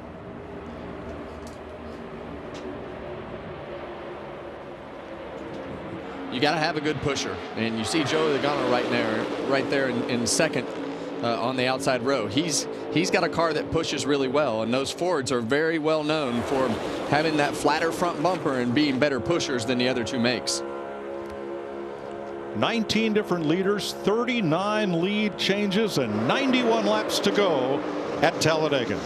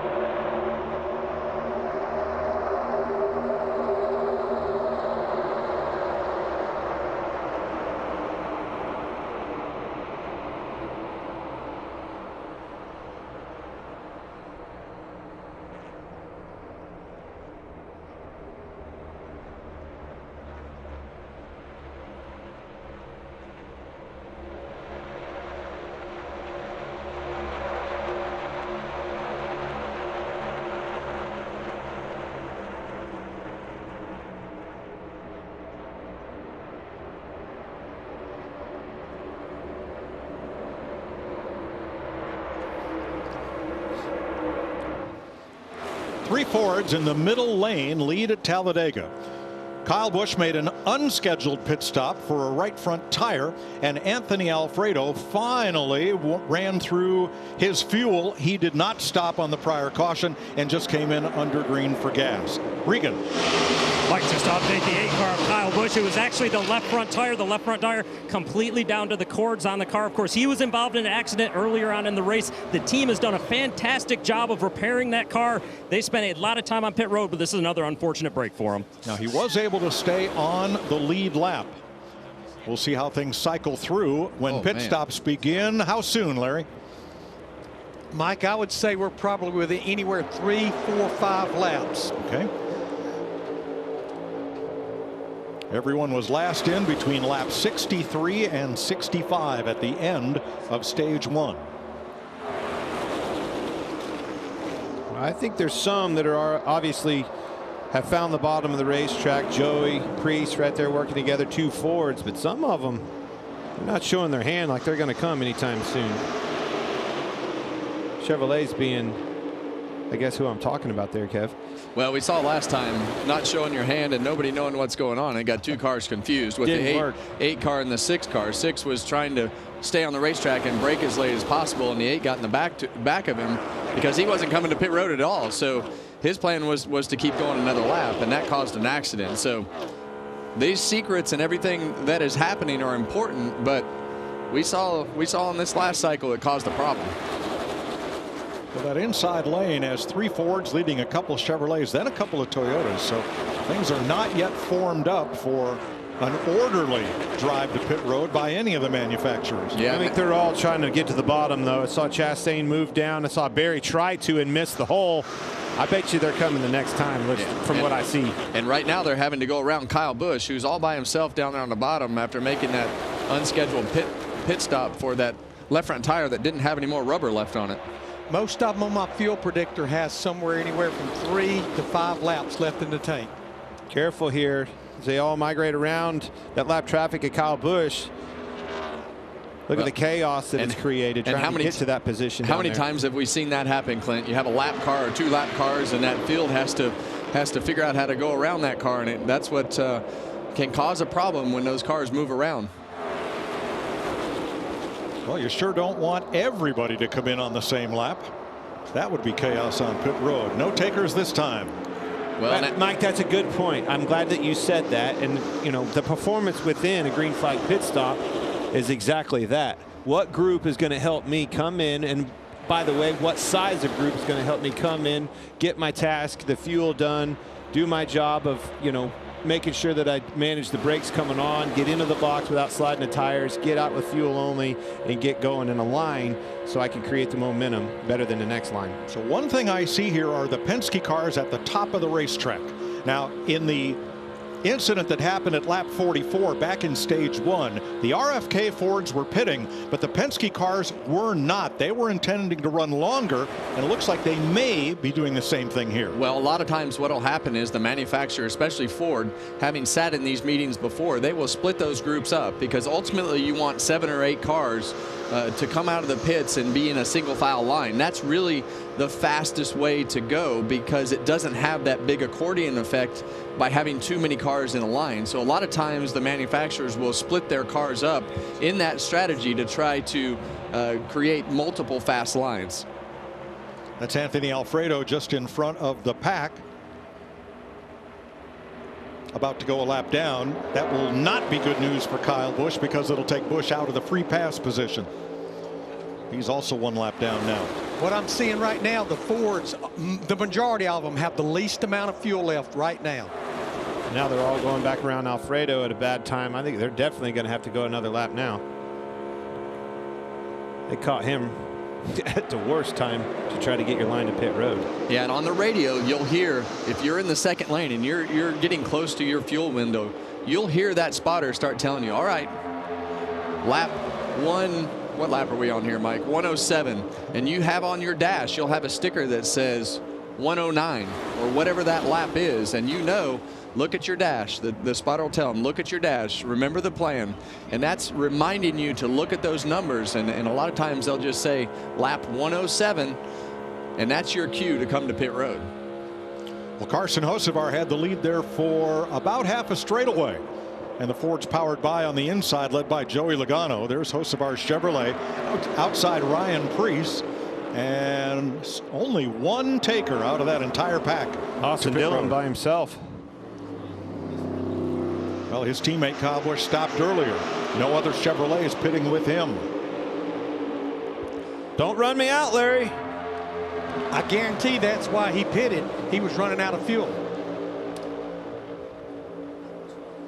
Well, right now, if you're in that second lane and you know that this is your lap to pit, you're panicking. You're in a spot where you can't get down, and these guys in the bottom lane. See Cody Ware back there waving. See some of those Hendrick cars down on the bottom. Well, they're all mixed up right now. So Chevrolets, keep an eye on them. If you wind up not being on the plan, you just pit with whoever comes to pit road at that time. Chevys. Here come about half a dozen of them. Chevy's pitted, making lap time. From mid-pack on hold back. on to it. Whoa. Van Gisbergen slid all the way past all of them. I don't know. I don't think he got it stopped, Kevin. Yeah. Then did he miss his box? Yeah, he pulled into the wrong pit stall. Not hard to do when you've been running 190 miles an hour and suddenly you've got to woe it down to 55. Yeah, but you would think of all the guys on the racetrack with that experience of getting the cars woed up and getting the most out of the braking action, it would be him with his road course background. And that may have been on display. That might have been exactly what you saw. And it might be a speeding penalty. All the Hendrick cars stopped, along with Ross Chastain. Cody Ware came in with them. I don't like how their line is not very put together here when they're exiting. Yeah, Van Gisbergen too fast entering. To no surprise. No takers this time as the pack roars past to complete 110 laps, and Chase Elliott too fast exiting pit road. And those are the mistakes that we talk about, and we see them every single week, and it's just time after time. And we had Kyle Larson earlier. We've now seen Chase Elliott, SVG, all these guys getting those pit road speeding penalties, and under green it just absolutely destroys you. Oh, it magnifies it because the field's going past at 195, and you've got to come down pit road again at 55. Well, again, I think the performance is there. Kevin, you told me somewhere around 10 cars is what Ford like to do. That is certainly not what we saw of the Chevrolets, but I feel like the Fords are coming. Here we go. A lot of hand waving among the Ford drivers, and here they come to pit road. As we complete lap 111, 7 cars dive onto pit road. There's Daniel Suarez missed his stall. Joey Logano gets fuel and goes. It's not running either. Keep coming. Preece finishing up his stop. Cole Custer getting fuel. Austin Cindric, Josh Berry. Logano racing down pit road. And Noah Gragson stopped with them. Now they come out in a pretty orderly line. They're pretty well together. They are, and if you look down, you see these Hendrick cars and the Chevrolets that found one another pretty quickly, formulated that line. Well, the bad news for them is there's only 4 of them. And here comes everybody else. Only 4 cars are left on the racetrack. I like this pack under better. green. I think this one's going to be the one that prevails. And 2 of those 4 had already stopped under green, so trying to unlap themselves. Big group here.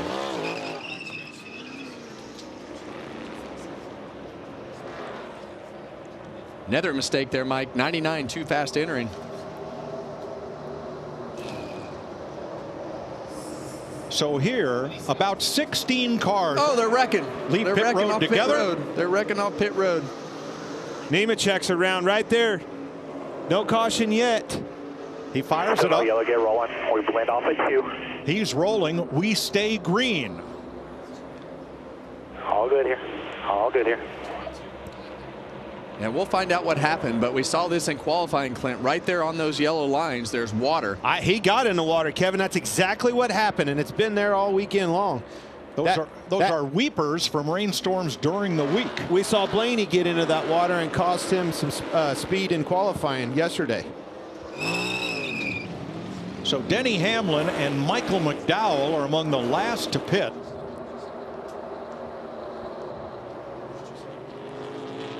There you see Chase Elliott dipping off, serving his penalty.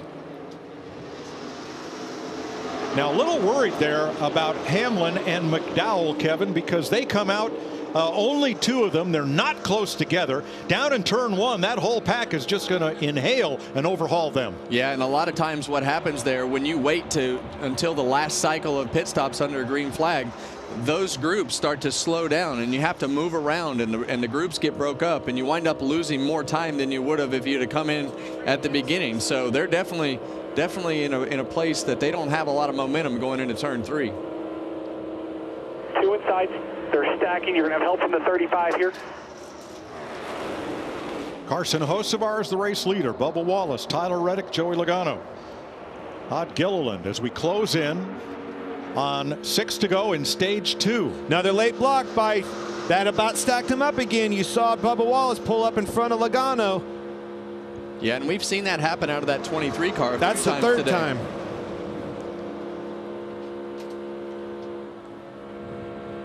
One back. 22 is going to have a run. They're dragging each other down. Don't get too far out. Outside, just keep the 45 locked in behind us. We're in perfect position right here. We just don't let the 45 get clear. Yeah, and you see Hocevar's hands right there. You can see when that 45 car gets attached to that back bumper from the driver's seat. You just want to try to feel that car and anticipate with the steering wheel the way that the car is being pushed from behind with that new momentum. So as a driver, you kind of have to guide that missile with that car being pushed. You're holding on. And you heard Tyler Green, Hocevar's spotter, saying, don't get too far out, because that's when you lose the energy of the pack and things break up and you get overhauled. Yeah, and when we first went to that camera shot, you could hear him lift out of the throttle. So you actually manage that. You don't want to pull away. You slow yourself down to keep your car closer to that car behind you. That second place and third place car really dictate how fast that line will go by how much that second place car can push and keeping that gap consistent. Well, obviously looking at the green flag pit stops and the performance within, I mean, Joey Logano first and first. But some of those other cars, I think it was Haley, gained a lot of positions on pit road from that exchange. Well, most of the big gainers were Fords up into the top 10 through those pit Byron stops. High on the outside, almost looks like he's got a problem here. He was wiggling the car. Well, we heard him talk about steering issues earlier, so maybe that has reared its head again. Clint, you called it. All those that you just saw there back at the front, it's the ones that pitted in that big pack late. Yeah, you know, and I heard Kevin tell me in the Ford meetings we needed about 10 cars. I just didn't see that with those first 2 packs, about 6, 7, and then when they came off of pit road, they weren't together whatsoever. That bigger pack, when I saw that, I'm like, that big pack's going to pounce on them. Wonder about William Byron. Might it just be a decision to get out of town? We've still got a whole stage to run and the race to win. Maybe for him, stage points, just not that important. Maybe, and I think some of that could be trying to get a fast lap too. Jamie? Well, Denny Hamlin intended to pit with that bigger group that included 2311 and his Toyota teammates, but he was on the top side, couldn't get down in time, so he came in a lap later. Now the team has shifted. His pit crew is on the wall there, bringing him down right there. Hits his mark, stops in the box, going to take 4 tires here. You see the tear off? They'll top him off with fuel right there. That way he can stay out at stage end. That's it. Right there, Jamie. That's what you're looking for. Flopping the stage. Yeah, and these guys are pitting right towards the end of the stage thinking that they won't get lapped. Well, it's also Riley Herbst, and it's also Ty Gibbs, and with him Chase Briscoe, 4 of the 8 Toyotas and that's together. why they're not going to get lapped. Well, and you know, we always see what's that new strategy going to be, and now we've seen these guys all pit together to try to flip the stage and put themselves in a position to not have to pit when this stage ends. So 2 to go. It is ending, Kevin. It's right here. Bubba Wallace topside in a Toyota. Joey Logano on the bottom in a Ford, but Logano's teammate Austin Cindric is second on the outside, so no help to Logano there. Carson Hocevar is up there. Tyler Reddick. Oh, contact. I think he got loose off the bumper as Cindric got into the side of Logano. Talking about Bubba Wallace. Yeah, and that's right in that section on the back straightaway over those bumps going into turn 3. Josh Berry in the mix. Todd Gilliland on the bottom. I like that Josh Berry and Cindric. Those are 2 Penske cars there. Their teammate Logano on the inside. Got both 2311 cars out there as well. Can they find one another? One to go. Last lap, stage 2. Who's going to get the stage win, the playoff point, and the 10 championship points? Well, this energy is going to be 2-3 cars back in those lines. Who can get that best energy, and then who's going to pull out? Who wants to take the chance first? We see Allmendinger with a big run on the outside. Ford and Chevy on the bottom, Toyota and Ford in the middle row. The top row not a factor right now. Yeah, and a lot of times what'll happen right here, they'll wait until they get about halfway to pit road and the exit of turn 4 before somebody starts to make a move. Bubba Wallace moved down to the bottom, blocking the bottom lane. Momentum will come on the outside. Here comes Cindric. Top lane trying to find some energy. Logano goes up to pick up Cindric. Cindric had to lift. Yes. And Logano drops all the way to the bottom. Here they come to the line. Bubba Wallace will get the stage win over Logano and Larson, who came back from a penalty to finish 3rd. It is the 4th stage win for Bubba Wallace at Talladega. Toyota takes stage 2 ahead of Ford and Chevrolet.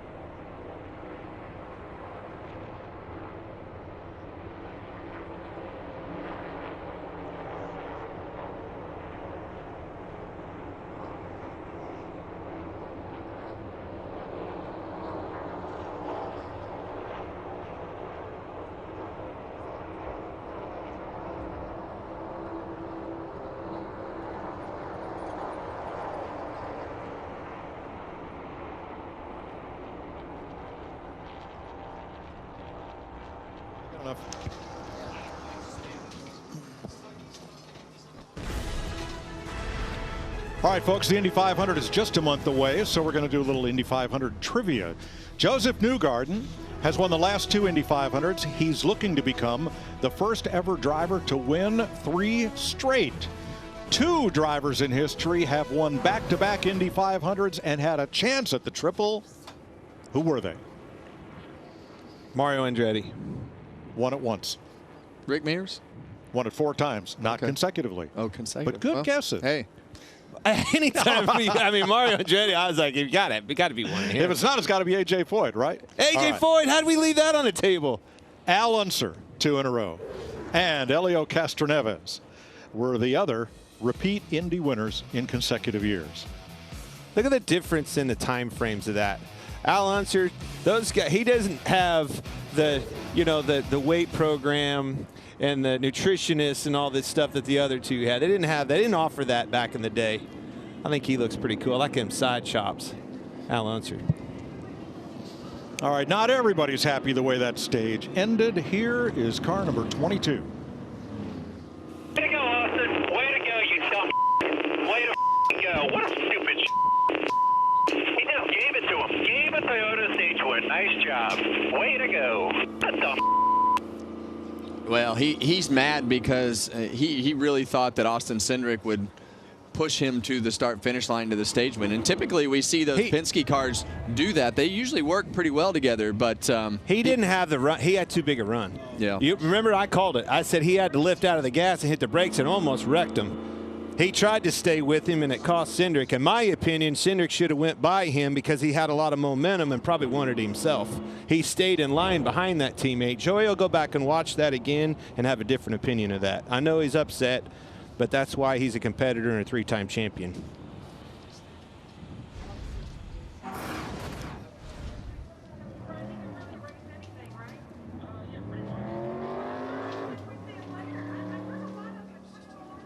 Now, this was after the stage end. Won by Bubba Wallace. And Joey giving a thumbs up, I believe, to his Penske teammate. And you heard the audio on the radio. You see the run. He had to lift out of the gas. What happened? Look how bad they stacked up behind him. He was going to run him over. That's my opinion, Kevin. Well, I hate to say it, but I think you're right. It pains me to have to say that. Well, you and I fought over that back in the day. Yeah. You know? You don't understand the circumstances in it. How did he leave me? What the heck's going on? You know, and you watch it on Monday, you're like, oh, I get it. And in all that, Kyle Larson comes back from a speeding penalty to finish third in the Did you stage. see how he shot to the bottom, though? It's because they all stacked up, and that all started with Cindric. Pit road's open, Josh. Well, frustrated Joey Logano, not happy with the car either, saying it was very edgy, saying I need you guys to give me something to tighten this thing up. Jamie? Bubba Wallace happy with that stage end, picked up his second stage win of the season. He comes to a stop. Charles Denick asked him any complaints. He said no complaints, they are happy. 4 tires fill him up here. Regan. Austin Cindric stopped short and away from the wall more. They had reminded him about that. He got boxed in a little bit earlier. You see right now he's trying not to. Car is good, and he said on the radio, it's all I could do not to wreck Joey there. Boy, the race off pit road, 2 Toyotas there, Briscoe and Herbst. Lead them off. Yaley and Elliott did not stop. The whole NASCAR community is missing Dr. Jerry Petty, who passed away this week. Decals on all of the Hendrick Motorsports and Spire cars. Jerry Petty founded Carolina Neurosurgery and Spine, cutting edge, huge practice in the field. And many of us are in debt to Jerry for his guidance, his medical expertise, and his friendship, including NASCAR, the Carolina Panthers, and the National Football League.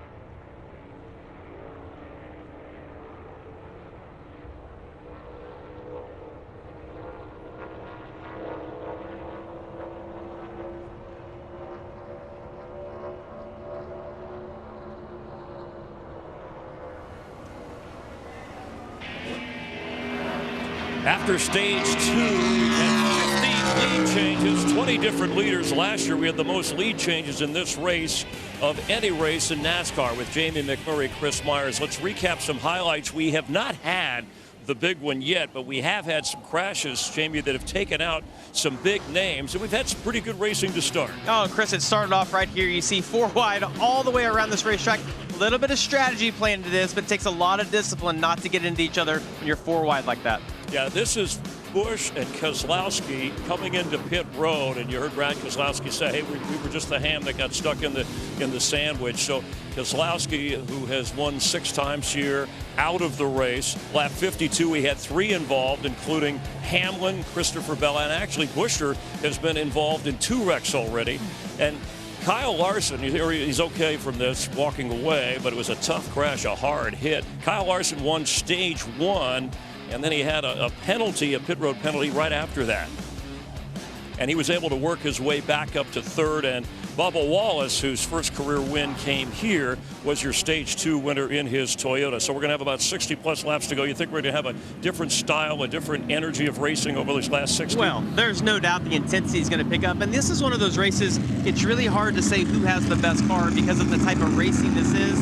I think it's hard, though, not to go against Kyle Larson right here. You mentioned he won the first stage. He finished 3rd in stage 2. And they've raced a little bit at the end of these, and that 5 car has been able to get himself to the front in both of those. Never won on this type of racetrack. This could be Kyle Larson's day. All right, we've had 19 overtime finishes at Talladega. 3 of the last 6 races haven't been decided until the last lap pass. Mike? Thank you, Chris. A dozen cars have come in to top off here before we go back to green. 63 laps to go currently. Most of those are lead lap cars. Had one incident here on pit road. Sure did. Carson Hocevar. You're going to see it all start here. And one thing I want to point out is how far out of the box he pits as he's coming around Cindric here. Watch his tire carrier. Josh Berry's coming in the 21 car, but look how far out on pit road he is. Hits him, that tire right into his hip. Man, that's got to hurt. But I put that on. You see this line right here where Hocevar's supposed to be? That right rear was way out. He was outside of his box too far. A lot of times you want to complete, like this line right here is the guide for the drivers, right? The 21 car, he knows to come in and not be on the inside of that line, but this car is way out too far. And a lot of times when a guy like Hocevar would park outside the box like that and his tire changer would come around, it's just like throwing that fastball at the chin. As a driver, I would do what I could do to clip those tires and knock that guy back because I didn't want him coming around that car and not allowing me to get in my pit box, and I felt like that's the case there. That car is definitely outside the pit box, but unfortunate for that tire. Well, he put himself right back in the game, changed that tire and went on, but man, that had to hurt. He'll think about it the next time he comes around that car, though, and he'll make sure that he says something to that driver. And no penalty there because you are allowed to stop in the box with the right rear wheel outside the line, but only yeah, right rear but tire. a lot of times that penalty would have went to Josh Berry for cutting that stall off. I don't put that on Josh Berry. No, that car, the 77, was so far outside of the box that he had to swing wide. Getting ready for the restart with Tyler Reddick. Here's your Xfinity mobile cam as Reddick lines up 8th for the restart. It'll be 62 laps to go. And they're on the gas as Briscoe outside Ty Gibbs brings them to green.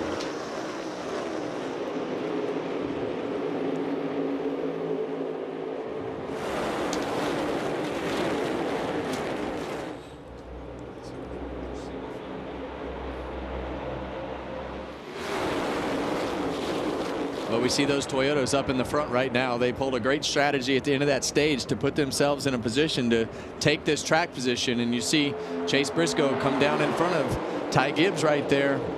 Leaves Riley Herbst up on the top lane in front of Kyle Larson. All Toyotas there at the front, Larry. Yeah, Mike, and if you looked at the back, you saw a long single car line. It's because they pitted after pit road was closed, coming to the green flag on the restart. But just on the Toyotas that's up there at the front, Briscoe, Gibbs, Herbst, and Hamlin. Remember, they pitted with 3 to go in the stage. It was really not a plan, but it was an option in the playbook because they had lost track position. They had nothing to gain. They pitted, and then they came and topped off there, which really sped their stop up contrary to the competition. Joey Logano, the first non-Toyota leading the outside lane there. Well, not anymore. As Briscoe jumps up top. Well, whether it was a plan or not, it was effective. And these Toyotas are all right up at the front where they need to be when the time is right. That is now 61 laps to go. Let's get in position and let's keep the position right up front with the track position. Keep these guys behind us. Time to work together. Chase Elliott drive right up through traffic. Excuse me, pardon me, coming through. About drove into a wreck. Woo, that was close.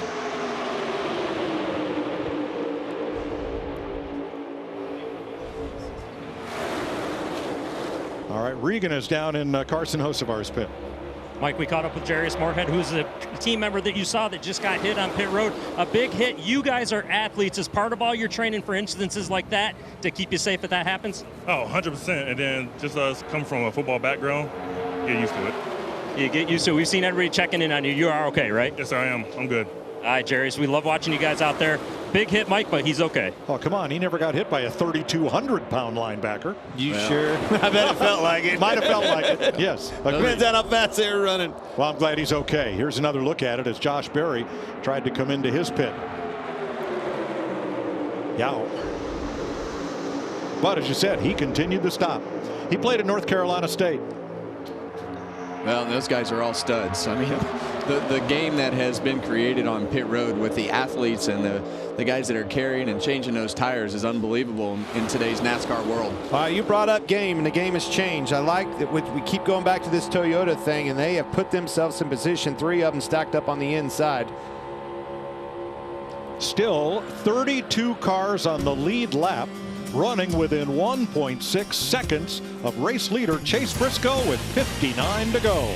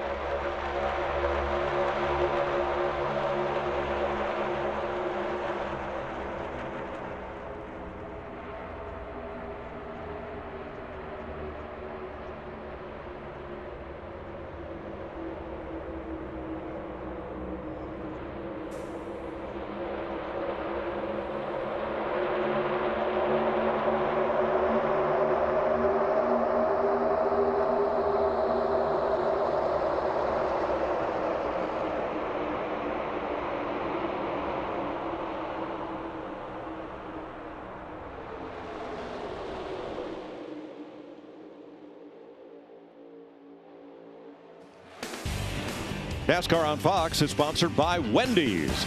Wendy's $5 Biggie Bag. 55 laps to go. The Toyotas have fought their way to the front of the field, 5 of them in a row, led by Ty Gibbs and Denny Hamlin. Here are stage points earned today. Well, we see Kyle Larson and Bubba Wallace have done a great job in protecting themselves. Joey Logano, William Byron, Stenhouse.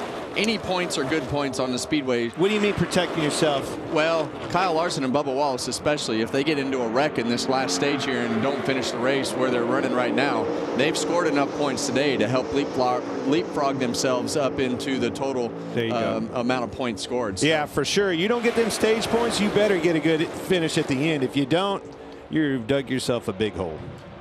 One fellow who's smiling right now is Ty Gibbs. He is now leading his first laps of 2025.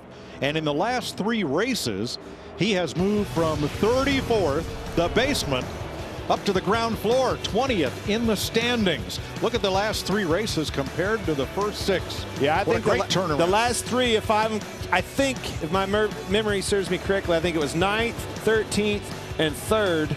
And then the 3 before that were 25th, 22nd, and 25th. Huge turnaround.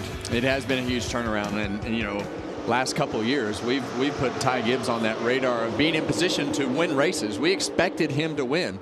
Had some things change in the team, and they kind of treaded water, and now they've got things turned around over the last few weeks. So it's been pretty good for Ty Gibbs lately. His wingman right now, Denny Hamlin, the senior driver at Joe Gibbs Racing, as he sometimes described himself. Speaking of Hamlin, here's the progressive race summary with 53 laps to go. We've had 21 leaders, 54 lead changes, and still have 32 cars on the lead lap.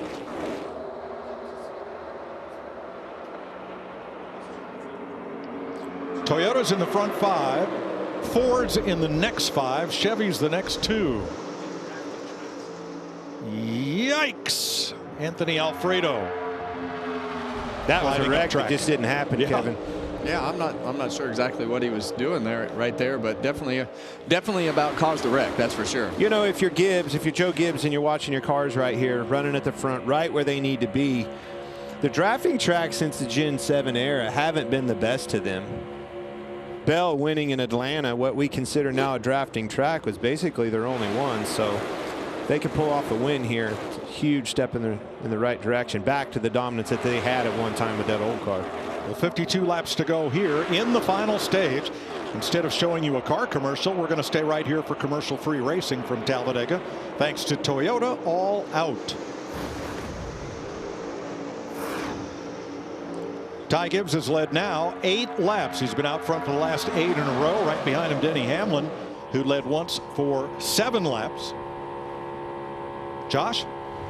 Well, yeah, and you guys were talking about Ty Gibbs in the last 3 races and where he's been able to jump to in the standings. And I talked to Tyler Arlen, his crew chief, earlier today, and he said the big thing they had to reevaluate during the off week was just getting more efficient with their workload, getting a baseline back to where they need to be. He was admitting that, yes, we had some growing pains earlier this year, but now that we have an idea of where we need to be, we have a better idea of what we can do out here, and we're showing that we can do it. We just have to keep that level of confidence going. Regan?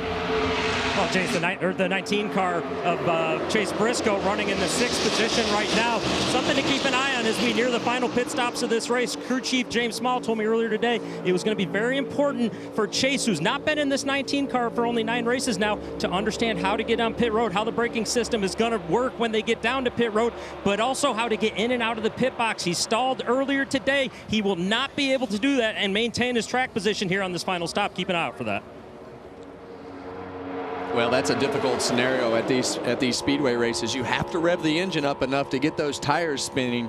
You don't want to spin the tires too much and just sit there and waste time, but you have to have the engine revs up, or as soon as they drop that jack and you hit the gas, it'll just completely stall that motor. Definitely a fine line of what you're talking about there. It's too much spin and you blow the tires off of it, it just acts like it just sits there and doesn't go anywhere. Not enough, you kill it. Then you really look bad. There's Eric Jones with his Toyota Cam. Has had kind of a quiet day, run in the mid-20s for most of the day. So is his teammate John Hunter Nemechek, though Nemechek was up at the front of the pack for a short time. Tyler Reddick currently 16th.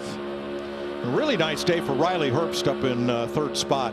You know, the 26-year-old rookie from Las Vegas finished a career best 9th here in 2023, and here he is right up in contention in third spot with 49 to go. Yeah, and you know, I think that the intentions for everything with Riley when he started before this season was to put him on the super speedways, and we saw him have some success. So I think this is probably as comfortable as Riley has been because of the fact that he's run so many of these races. So it's great to see him up front.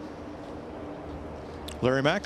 Yeah, I've been watching those top 3 Toyotas, the 54 Gibbs, the 11 of Hamlin, and the 35 of Riley Herbst. They are not saving fuel. 100% throttle right now. Gibbs and Hamlin are actually starting to drag the brake just a little bit, but not coming off the throttle. Now, Mike, you had asked me earlier about strategy. Go back a year ago, the Toyotas came early about lap 152.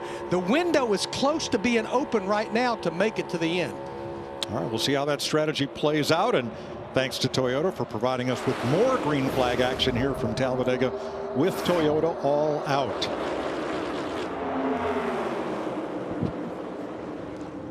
Well, one way you can easily tell from home the pace has picked up is we're not 3 wide and 4 wide anymore. Yeah, it's a tell-all sign. Is what it is. It's a tell-all sign. When they're too wide, they're definitely all the way wide open, hammer down, trying to do everything that they can do to protect their track position now. We're getting close enough to the end of this race that we know we have to make another pit stop, but you want to be in the front of this field. We've heard the drivers talk about it. You can't ride around anymore. You can't sit in the back, and hope is a bad strategy. Be in the front, control as much as you can by being in the front of the pack. Jamie? Well, we've talked a lot about fuelers today. Brooke Davenport is that man for Ross Chastain. And, you know, there's no fuel gauges in these cars. So, Brooke, how do you guys know how much fuel you get in these cars during a stop? Yeah, so there's no fuel gauge. So it all kind of goes with our good friends at GM. They give us a number that's pretty close, make it ballpark. Right after the stop, these things are pretty fast. The only thing faster was the Busch Light on the boulevard going down with the pans last night. We get a before weight on these, and we'll put them on the scale right here. And we're able to get an after weight, and then it's just an easy algebraic equation. We do a before and after, and Sunoco gives us a number, and you divide it by how many laps you run. So it's really just addition and subtraction, and our guys add it up, and they get a pretty good gauge on how much we'll need. There's a lot of math going on. You see almost 100 pounds, 1 can of fuel. So those numbers go up to the race engineer. Then the race engineer can then tell the driver when he needs to start saving and how much, Mike. Yeah, but Larry, what happens when there's some on the ground? It didn't go in the car or in that can. How do you add that into the old equation? I had to learn how to estimate how much is on the ground. That's ounces, Clint. 6.5 pounds per gallon for gasoline. Yeah, but what about the one that didn't go in the car? Yeah, when it's on the ground, it's a harder calculation. You'll be fine. Yeah. Ish. We think you're good. Yeah, the bad part about that is that got way harder than anything that we're capable of, Clint. When he started talking math, we knew we were in trouble. The algebraic equation is what got me. I knew he was out. Single file at the front of the field. The Toyotas are hammered down. 5 of them out front of 5 Fords, and then the Chevrolets.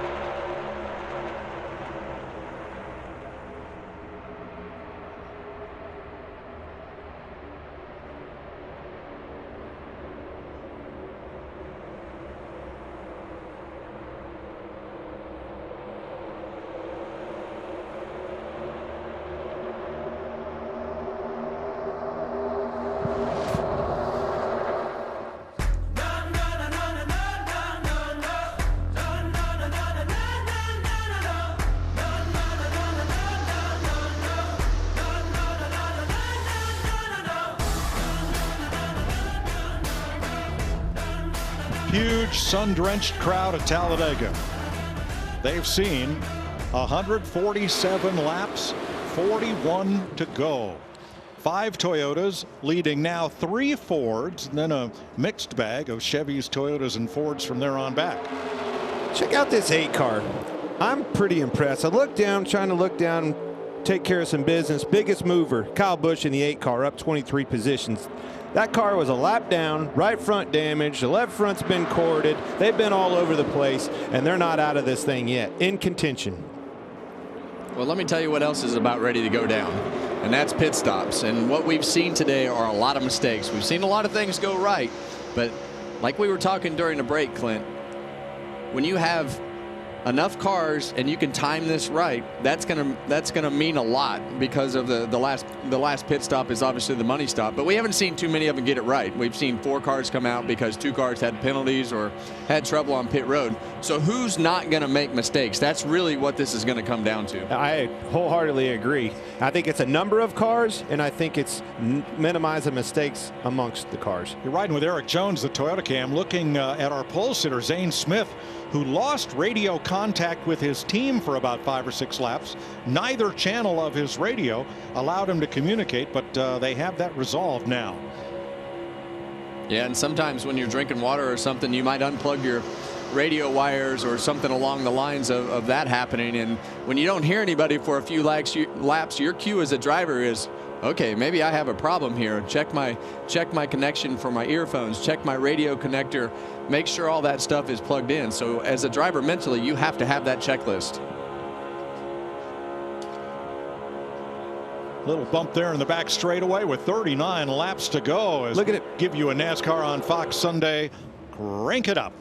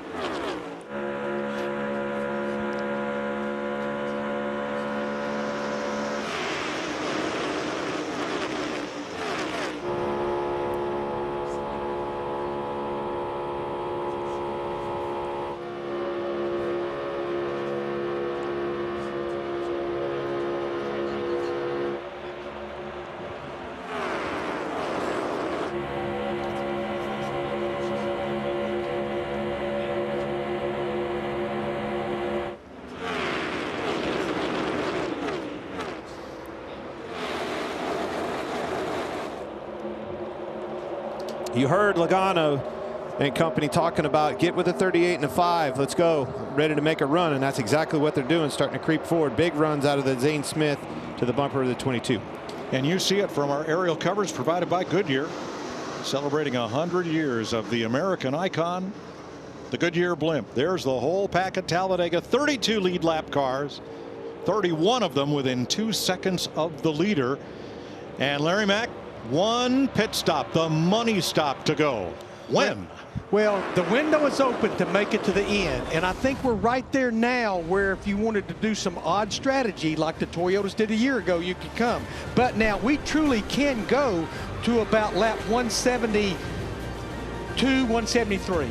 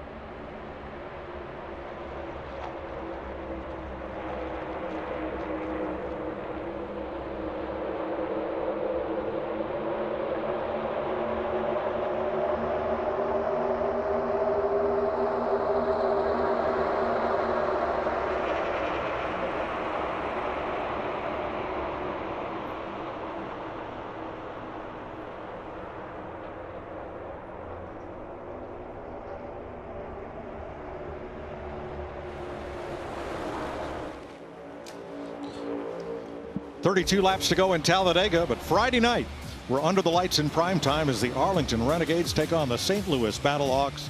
It's Fox UFL Friday, 8 p.m. Eastern. Five Toyotas continue to lead the pack here at Talladega, ahead of 3 Fords and 3 Chevrolets. Everybody jostling for position to be in the right place at the right time to make that green flag stop. Well, you kind of led me to where my head's at here. Okay, you got 6 Toyotas, give or take, and what, top 20, Larry, 8 Fords, 6 Chevrolets. Obviously, there's more out there, but that's kind of in the top 20, 22. You heard, we think Hocevar maybe be looking into pitting with the Toyotas on their strategy. I think those numbers, because of the manufacturer conversation, is going to dictate some teams opting to go with one or the other. Yeah, they can go another 10, 12, maybe even a little further than that right now. Not a lot of fuel saving going on right now.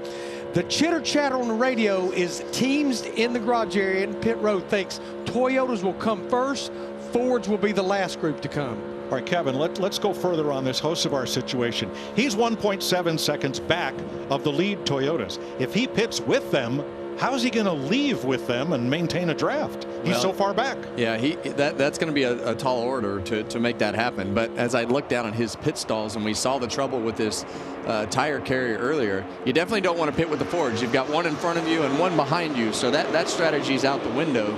I don't know why you would want to go against your manufacturer, but we'll have to see how all that plays out. How? The only how is coming on to pit road. That's how you make up that 1 second. As those guys slow down in the front, hopefully you're going to have to make that up coming on to pit road, because you're not going to do it getting fuel and you're not going to do it leaving. And that's a big chance to take. We saw that 100%. Not work out very good early in the race. Yeah, that's a big ask. Well, right now what we're seeing is how fast that 38 and 22 car are. They are single-handedly making that outside lane work by the 38 pushing the 22 past one car at a time, and they've about got themselves all the way back to the front. It's funny how the car that was set on the pole and was the fastest car here yesterday is always the good pusher, the guy that you want behind you. And I think that's a great spot for Zane Smith. I think him being a pusher is a much better position for him than to have the roles reversed. Well, I think especially when you're talking who he's pushing, 3-time champion Joey Logano. And let's not forget that third place car, well, there he goes. Well, I think that's Stenhouse moving down with a lot. Yes, but he's moving down because of what we're talking about. I think they're getting ready to hit pit road here. Find our dancing partners. The plan is on. But when one car moves out of that lane, you see how much it has pulled that outside lane back. So that gap has to be filled. And when they fill that gap, it pulls the front of the speed in the front of the pack back to the cars that were filling the gap behind the 47 cars. So it slowed that outside lane down, and then now they have to start the work over again. A lot of Chevrolets back further in the pack. They're finding one another. I think that Stenhouse moving down to the bottom lane was exactly what I'm talking about. I think it's very important to be disciplined with the group that you're in, and moreover than probably the track position in which you're running right now. And you see that car right beside Joey Logano, the 42 car of John Hunter Nemechek. He's actually a lap down, but that is 6 Toyotas lined up on the bottom.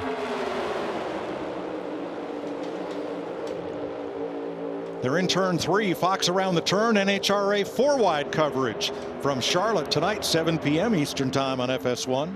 IndyCar, Barber Motorsports Park, Birmingham, Alabama, Sunday, May 4th, 1:30 Eastern time. And we'll be back with NASCAR from Texas Motor Speedway next Sunday, 3:30 Eastern time on FS1.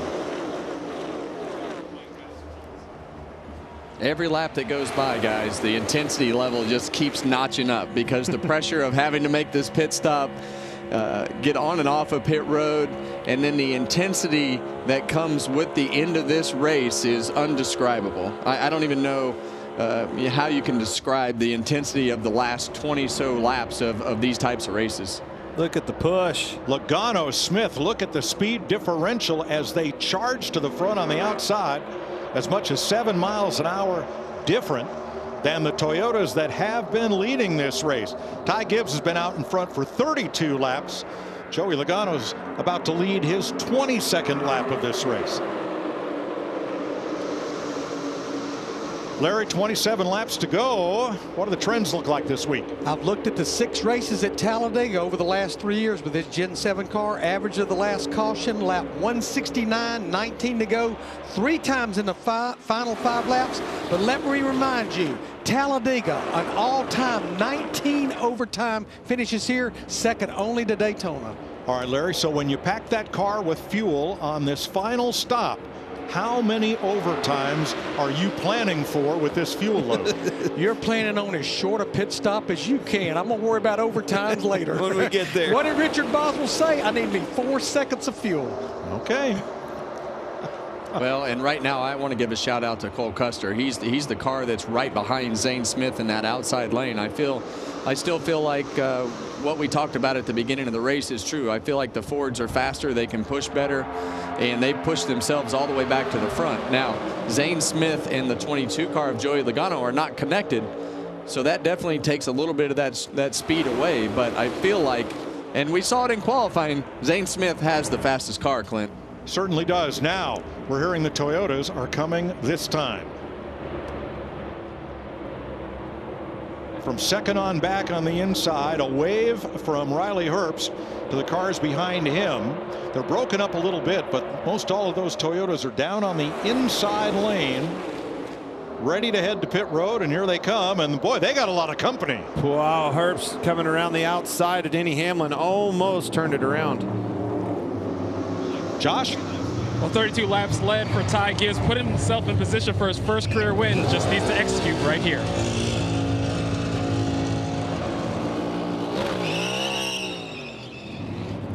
$12 cars in all on pit road, and Hocevar did come in with the Toyotas, as they had discussed on the radio earlier. Quite a cluster. Like a pretty good group together packed there, Kevin. I like what I see. And they're all going to come out together. Hocevar in front of all those Toyotas. Well, he did exactly what they said they were going to do, and that was pit with those Toyotas, and now he's got control of that group. Get that thing single file, get up through the gearbox, push, push, push. Let's go, boys. Oh, well, the biggest thing that he's going to have working against him is the fact that he's got all those Toyotas with him, and they're going to want to do everything that they can to hang him out. Yeah, but I don't think it'll happen right now. You'll do that later. We're going to use him. Well, I said that. You were right. The second or so that he was behind those leading Toyotas did not matter when they all came to pit road, and let's just hope he got enough gas. They got in line well. I was liking what I saw of the performance of that stop collectively. Minimizing mistakes there as a group. And it looks like about 10 cars. So they've got a really good group of cars put together right there. Pretty orderly, like you said, and efficiency is the name of the game right now on and off of pit road. These guys are going to have trouble. That's a good group they've put together right there, I'm telling you. If you look right there, it's the Toyotas and it's the 3 Spire Chevrolets. They all came together. Nobody pits this time. Larry, now that Toyota's laid down the gauntlet and made their stop, does it benefit any of these other teams to run long before they stop? Mike, I want to watch lap times. That's what we have to pay attention to, and I'm sure that's what these teams are doing. Right now, that lead pack with those Fords, Ty Dillon, they're in the 48, 60s, 70s, maybe the 80s. The group that pitted that time by, we've got to see, that was their get up to speed lap. We need to see what they run for a couple of laps. Yeah, and I think that the big thing that you want to know is how much time is gained and lost when those groups start to organize getting onto pit road. And a lot of times the second groups, you know, they get a little disorganized because they have to fill those holes. They have to work their way down, and it checks the pack up. So it'll be interesting to see those lap times. So to play off on Clint's point, the reason Carson Hocevar's trip down pit road was so much shorter than the Toyotas, he was stopped about half a second less than they were. That means he got less fuel. That's right. Hope he got enough. Yeah, and right now, I mean, that's a risk, you know, that they're obviously willing to take to put themselves in a position to have that track position. That last lap, the pack was still about 0.4 of a second faster than the single file group. Ty Dillon. Really loose off the bumper. Josh Berry had to get out of the gas, got down on the apron. Berry had to go to the outside in front of Priest.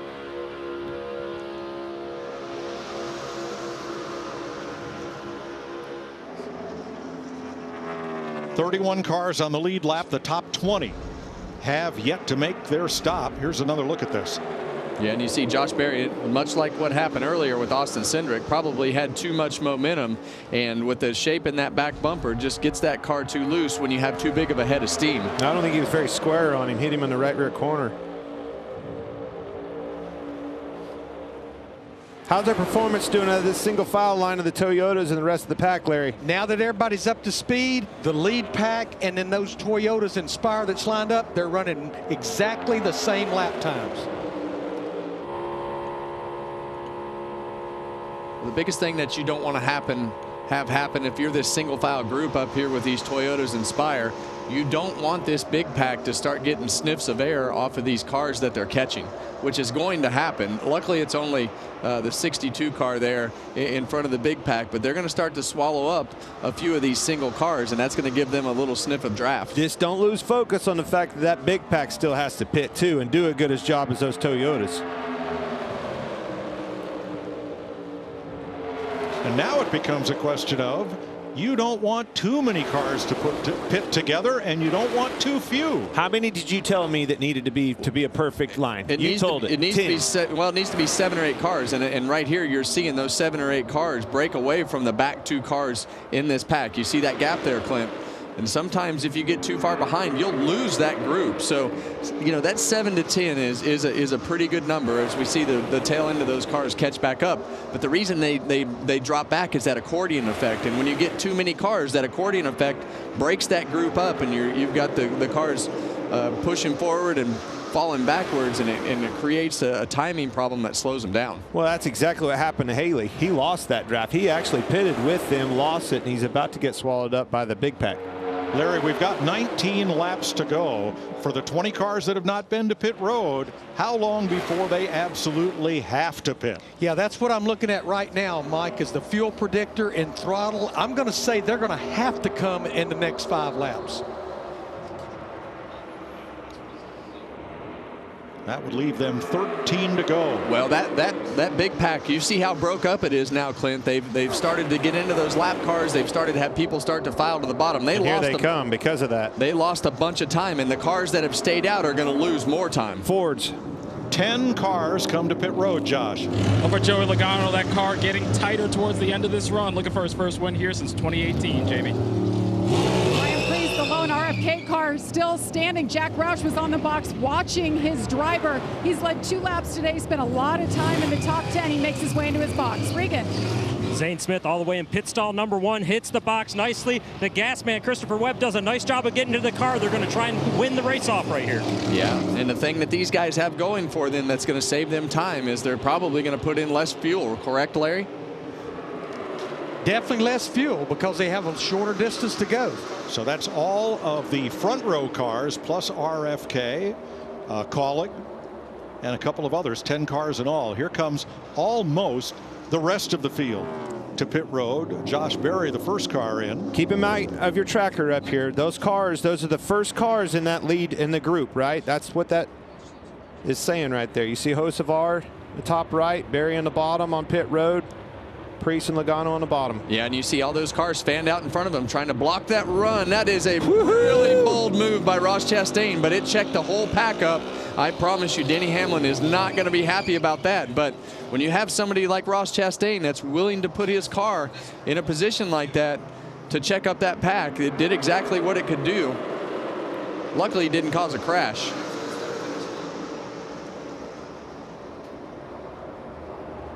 Well, and that's exactly how you break the advantage up. Oh, Josh Berry and Kyle Busch too fast exiting. Man, it is something every week,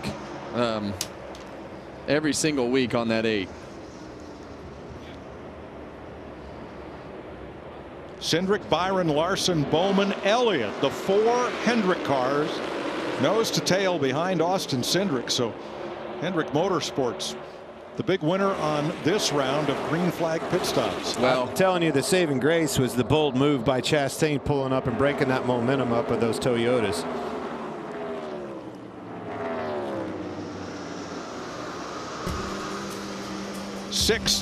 Now 15 laps to go at Talladega.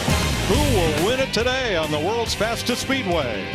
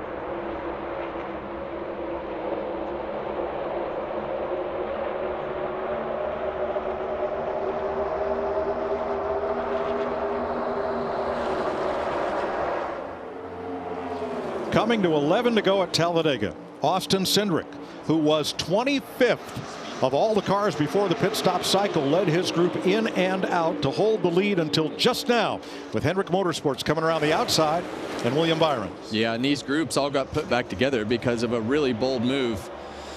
It'll be our big move of the race, sponsored by Pods. Yeah, and what happened right here, when the cars are, the two groups are coming together, you see the slower cars on the bottom, but you're going to see Ross Chastain in the one car right here. Cody Ware go to the bottom, and Ross fake a block right there. Denny Hamlin doesn't really know what to do, and Ross kind of faded down, and that slowed the whole Toyota group up. And they were never able to get all the way clear of this group. They were going to blow right by them. 100%. Without that block, a bold move. But that is a definite strategy that everybody talks about. Put your car in harm's way to try to slow that group down. And I guarantee you, Denny saw Pods in front of him. Yeah. That's exactly what he saw. And as a result, the Toyotas are now 20th on back, but for Eric Jones in 18th. They're all in a big cluster there, 20th through 25th. They might tell me that on the radio, but I'm going to have a tough time pulling up there and blocking them group of cars coming at me 50 mile an hour faster. You got to be aggressive in these cars, and some of those things that happen are pretty aggressive, and that was definitely on the most aggressive side. Here's Austin Cindric. George, just remember the 5 will lift coming to the checkered. He will not push by his teammate. 3/4 behind. Now it gets serious. Ford versus Chevrolet at the front. 10 to go. Well, I can tell you this 2 car is always at the front of these super speedways at the ending of these things. He's been in some wrecks, maybe even caused a couple of them, but you can't take it away from him. Austin Cindric can get the job done and putting himself in position. The other one, that 24 on the outside. All right, we're going to take you side by side one final time and then race for the checkered flag here at Talladega.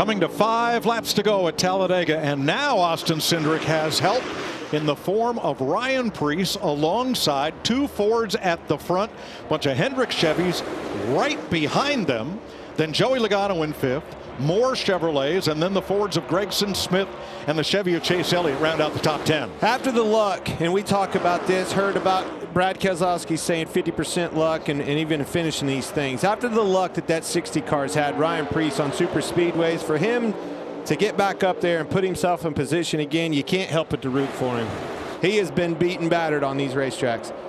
On the inside, Ford in front of Chevrolet. On the outside, Ford in front of Chevrolet. Neither of those Chevys are going to help either one of those 2 Fords, so where are they going to go? Well, that third place Ford on the bottom of Joey Logano, he's in a position to still help his teammate Austin Cindric by pushing that 5 car, keeping that gap close. But the outside lane is doing better right now, and really what William Byron wants to do is push that 60 car out there as far as he can to try to give himself a gap to get down into that bottom lane and make that pass for the lead. Or to push him out there, back it up a little bit, and utilize that push from his teammate Bowman behind him. Gives you those opportunities, options. And I'm sure right there, William Byron, when he pushed Ryan Preece out there that last lap, he was hoping that he would move to the bottom lane to cycle himself back to the front.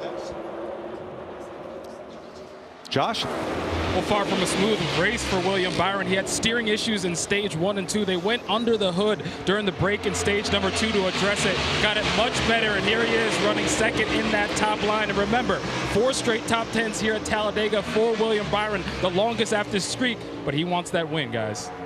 Well, to do it, he's going to have to get around the outside because Cindric and Preece are controlling the pace of the race. Neither one of them getting far in front of the other, enough for one of those Chevrolets to slip past.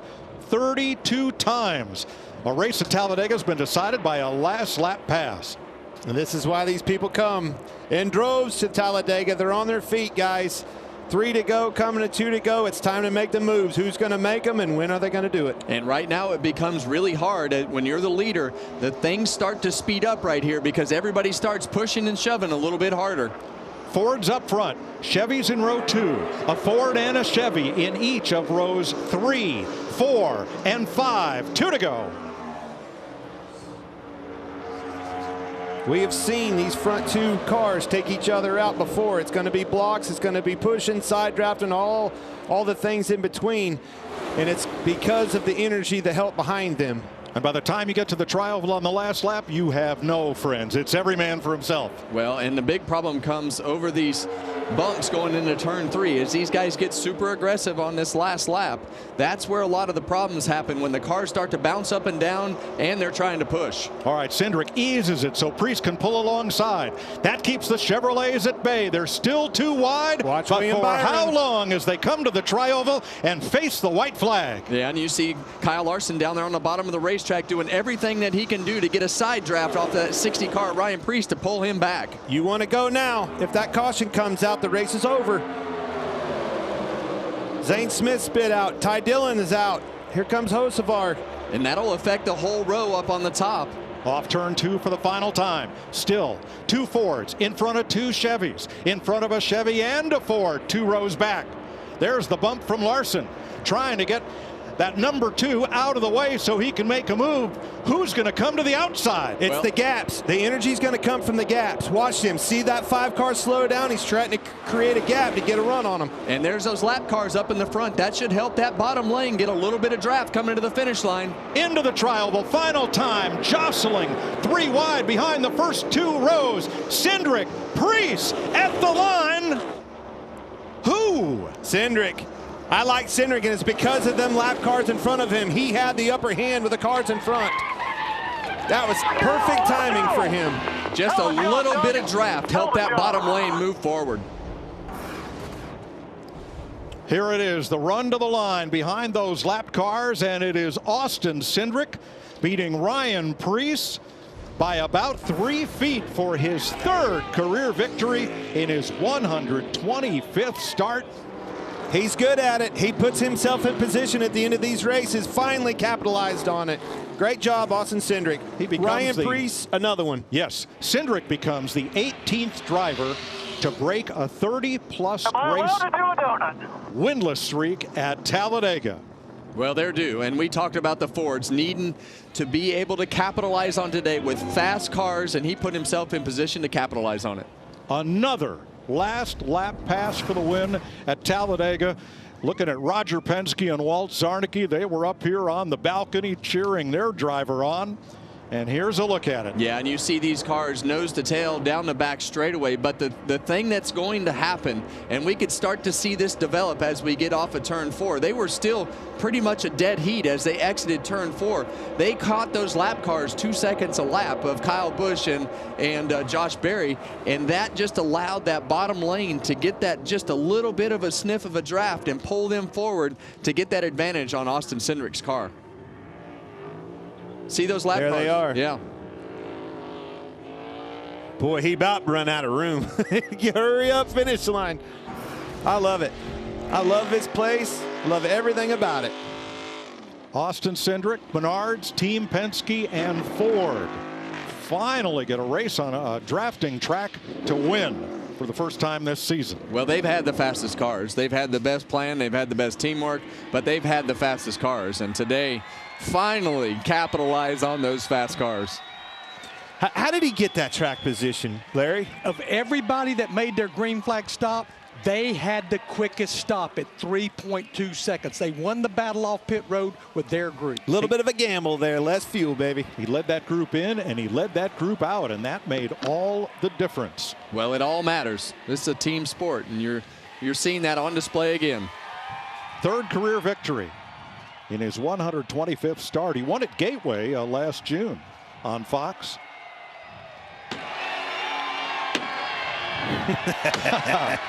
First win at Talladega in his 7th try. Here.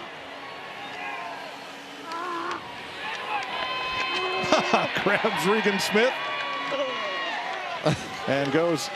Thought he was going to go capture the flag. He captured Regan instead. I feel like doing that to Clint sometimes, but you better be careful. Regan's getting old. You can't Might catch hurt me, him. old man. He did it. He puts himself in position. Gutsy moves on this racetracks like this, and it paid off for him. And those Chevrolet drivers are going to have to just wonder what would have happened had they pulled to the outside and tried to make a third lane. Well, they were trying. They were trying, and they just didn't have the opportunity. I think those lap cars, Kevin, you were all over it. That provided that extra little bit of a toe off of them to get the job done. Regan? Well, Mike, and obviously very excited, Austin Cindric. Austin, you have been so close here at Talladega and Daytona since that Daytona 500 win, but now you finally get another one. I'm just so proud of this team. I mean, from the cycles to the fast cars to the fuel-only stops, Doug, my spotter, everybody. I've been trying for, I don't know, probably 3-4 years now to get a cup win for John Menard and Menards, and that bright yellow car looks great up front, and I'm just so thankful for everyone's support, and you know, the Ford Performance Roush Yates Engines package of these types of racetracks are second to none, and we talk about it in every single one of those meetings why we haven't won one of these races, and no, just really proud of the effort, and very thankful for Discount Tire, Snap-on Auto Trader, Roger Penske. Everybody makes this possible for me. You guys had the quickest pit stop on the last pit cycle of the race. That helped you get the lead, but you had to hold all these guys off coming to the start-finish line. What was going on as you were coming off at turn 4? Yeah, no, it definitely wasn't easy. I give a lot of credit. You know, Kyle did a lot to take care of me, you know, pushing me at the right times in the tri-oval. As mad as I was at him after Atlanta, I feel like we're good now. So that was that was great. I mean, having a photo finish at Talladega and to be able to do it, getting the playoffs in front of this amazing crowd on a beautiful day in Alabama. All right, enjoy this one. Austin Cindric wins at Talladega.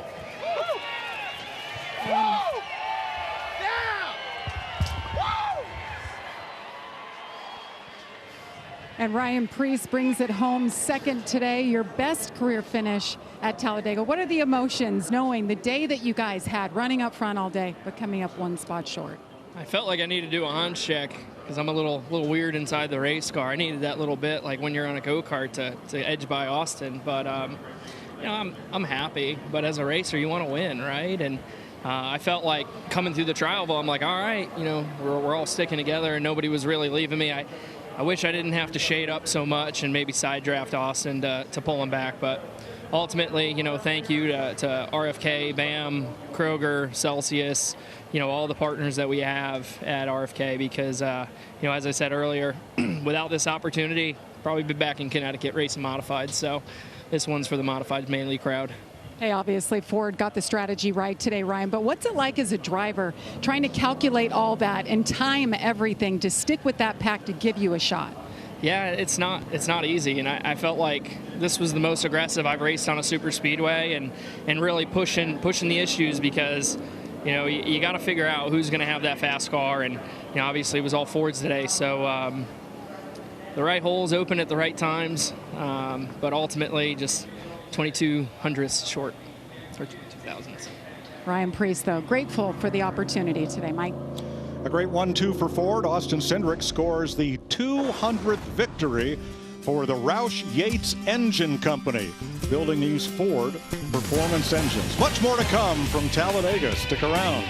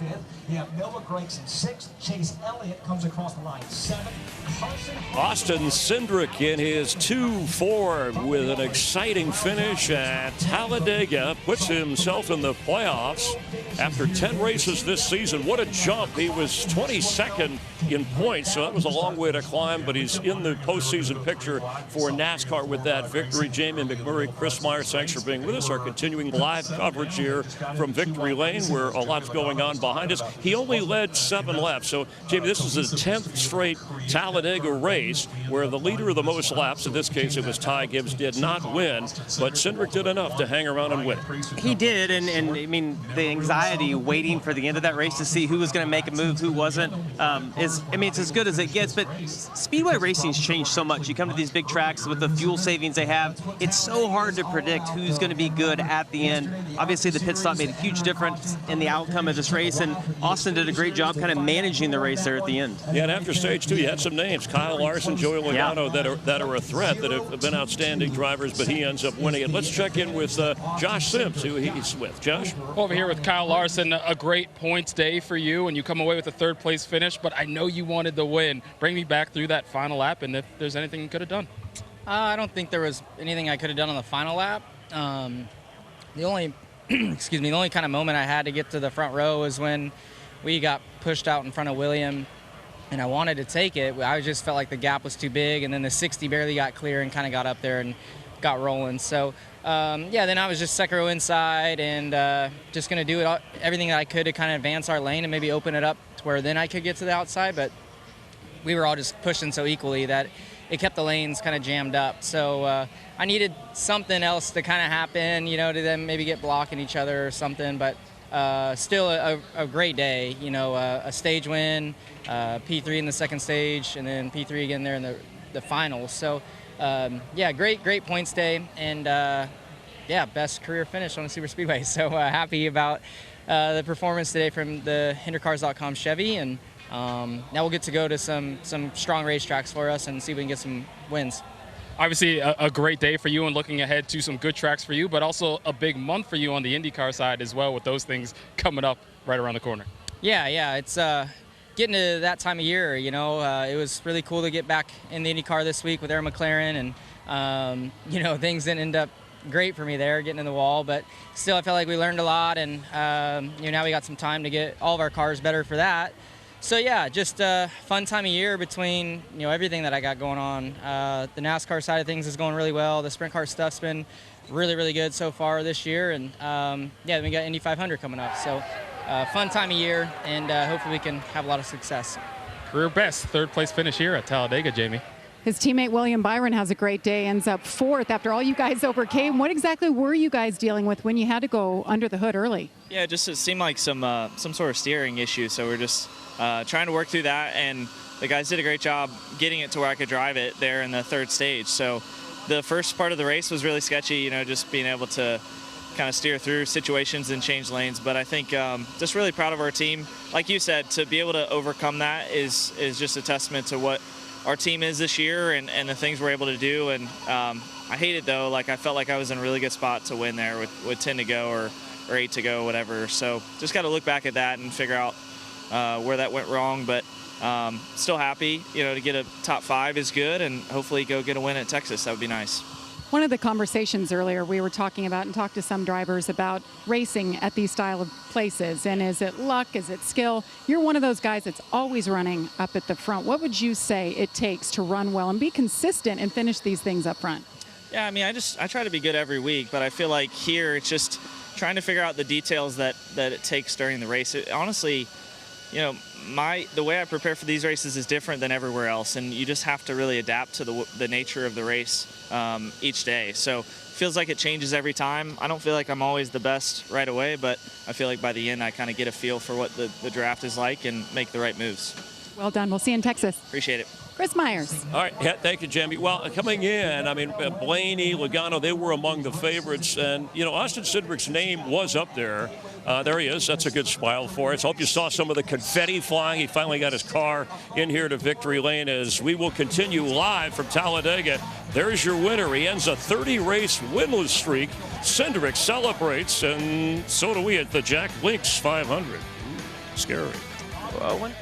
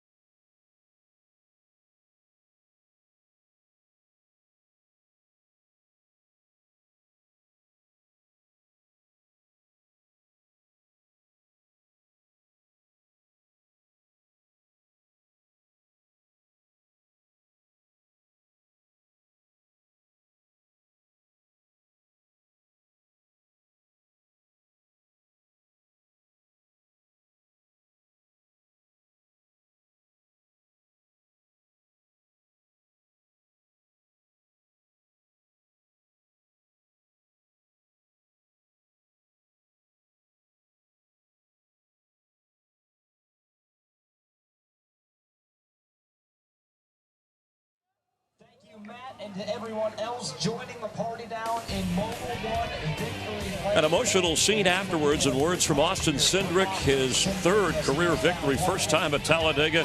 And so in the last 10 races here, as he celebrates in Victory Lane, we've had 10 different winners who defeated and fought off a number of challengers. Let's check in with Regan Smith. Well, Joey Logano comes home 5th place today. Joey, a relatively uneventful race, and unfortunately it just ended in a 5th place finish. You got kind of boxed in at the end there. Yeah, it's just, I mean, it's all about the cycle, and then once they got 2x2 there, you're just kind of there. You're just watching it all happen in front of you, and you really don't really play much of a part. Just hope that your lane clears enough to where you can possibly make a move, but just no lanes to make the move there. So we just got beat on the cycle there. I'm not even really sure exactly how yet. I have to go back and look at it, but yeah, overall solid day for the Shell Pennzoil Ford. Almost a stage win and the top 5, so can't be too frustrated with that, I guess. Solid day for you guys, and Team Penske finally gets a Speedway win. You guys have all been so close. How nice is it to see a teammate up there in the winner's circle? Oh, it's about time one of us wins these things. When you think about the amount of laps led by Team Penske and Ford in general, we just haven't been able to close. So to see a couple Fords there on the front row duking it out, I wish one of them was me in a selfish way, but I also, it's good to see those guys run up there and being able to click one off for Penske. Solid 5th place day for Joey Logano. Yeah, and Joey, he had the top 10 finish, his first of the year back at Bristol, the off week, now a top 5 finish, so trending in the right direction. You heard him talk about cycling through the pit stop where things didn't work out. He'll examine that, but they did work out for Austin Cindric. Well, yeah, I mean, that cycle of pit stops changed the complexion of the entire race. It looked like the Toyotas might be in the right position, and what I find most interesting about the way that worked is that all the teams have the same tools, and there was just no guarantee to know as the drivers pulled back out on the racetrack how organized each group was going to be, who was going to run side by side, and that slowed the Toyotas down. Obviously, the block with Ross Chastain, I think, hurt their momentum a little bit as well. But Cindric's pit crew, I mean, they just did an amazing job on that last stop, got him out front, and then he was able to manage it. We didn't have the big wreck, but early crashes, and we showed some of the highlights during the race. I mean, it took out guys who had success here, guys like Blaney and Keselowski, and then even a guy who had a great early start to the season, Christopher Bell, who had 3 straight wins. So I guess that's part of the luck and the survival, and then being in the position to make the move as Cindric did. And there were other contenders, too, that were at least were in position, too, as you've talked about, Kyle Larson and some others. Yeah, and I would tell you, my favorite part of the race is what I said at break. When we saw Austin Cindric pull into victory lane, I got to see him kind of have that moment with his crew and the excitement. Like, we are victory lane every single week, and you see somebody that wins 2 or 3 races in a row, like earlier in the year, they're excited, but it's not the same level of emotion that we saw from Austin Cindric. He deserved it, did a great job. It was a pretty cool moment to watch. Yeah, and Fords have been fast all season long. They've just had some other issues, whether it's bad luck or pit crew issues. So maybe the off week, some changes made, worked out in their favor. Let's go upstairs to the booth, get some final thoughts from the guys. The Fords had been fast on America's fastest racetracks, but only had one top 5 finish this season to show for it. Today, that all changed. Every manufacturer had a plan early on. It looks like the Toyotas were all grouped together, making stops together. Will they be in a position to win? Ross Chastain throws a block in the final stage, and the Toyotas end up in the trunk. The Fords held off the Chevrolets in a dramatic finish to win. Well, the Fords have had the fastest cars on these super speedways for years, and today they had the fastest cars again. Austin Cindric and his team had a 3.2-second pit stop to get themselves the track position that they needed and control the rest of the race. Whew, sounds like Talladega to me, boys. And no big wreck. No big wreck. That's what surprised me. I think the group got tight, you know, with only 2 wide. Those guys in the second row, whether it was Larson or even Byron on the outside, they were trying to back them up and create that momentum, but they had pushes coming from the back, and it ultimately, when they caught those lap cars and they, being Cindric on that inside, I think it just gave him that little bit of toe that he needed to pull in front of Priest for the win. But that's a big win for Austin Cindric, and a long time coming. He's really good on these super speedway drafting type tracks, and he got it done today. Well, I think he's the most disciplined of super speedway racers, and I've got to put Ryan Preece in that same category today, because if it were not for that cat and mouse game they played to not allow a gap between them, the Chevrolets might have had a path to victory. Well, Austin Cindric and Ford in victory lane, and as we look forward to the 11th race of the season, we'll be in Texas, Jamie, next week. We've had 8 different winners there in the last 8 races. More variety.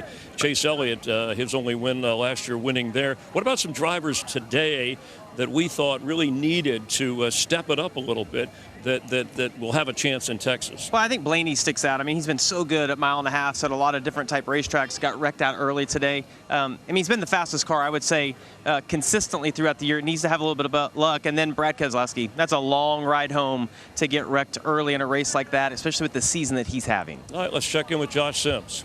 Over here with Alex Bowman, comes home with a top 10 finish. Bring me through your day. Yeah, not a great day. I felt like most of the moves I made throughout the course of the day were a net loss. Just kind of one of those days where none of the moves worked out. And yeah, there at the end, just the 24 kind of zigged left down the backstretch as I got to him, and that broke us apart and kind of let the 60 get up and take control of the race from there. So I hate that for everybody at HMS. I thought we were sitting in a good spot, and unfortunately it just didn't work out. So yeah, we had a shot at it there at the end. I thought we had good strategy and execution there in that final stage. But, yeah, one of those that just didn't work out. Appreciate your time. We'll see you next week, Alex. Chris? Well, 67 lead changes and 23 leaders, so that's the most in both of those categories for this year.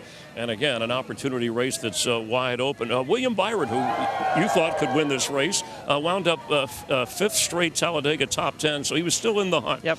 Yeah, great. I mean, a great day by Byron. I mean, Hendrick Motorsports in general had a great day. Larson winning the stage, finished 3rd in the other. Just heard from Bowman right there. I mean, those guys were all in contention. It's just when it came down to the end and those guys got side by side, there was nowhere for the group behind to go. Yeah, are you surprised we didn't see a little more? At one point, it looked like Toyotas were working together. The Fords were not. But at the end, even though they weren't on the same Penske team, with Penske in victory lane, with Cindric, it was still Fords working together, with Cindric passing Ryan Preece. Yeah, I mean, it's what we've come to expect at this type of racing from manufacturers to get together. You can't blame them. It's just part of it now. All right, don't forget, we'll be in Texas next Sunday. On Saturday, you can catch qualifying on Amazon with our guys.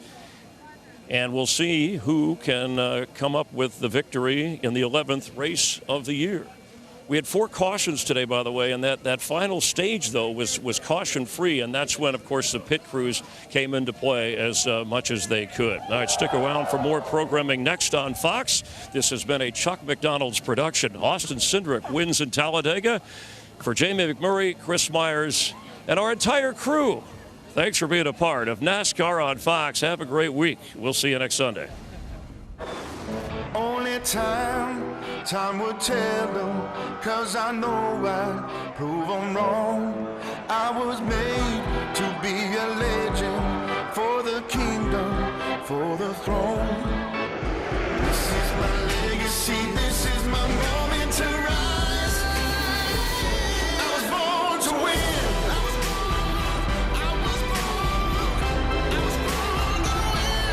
I was born to win.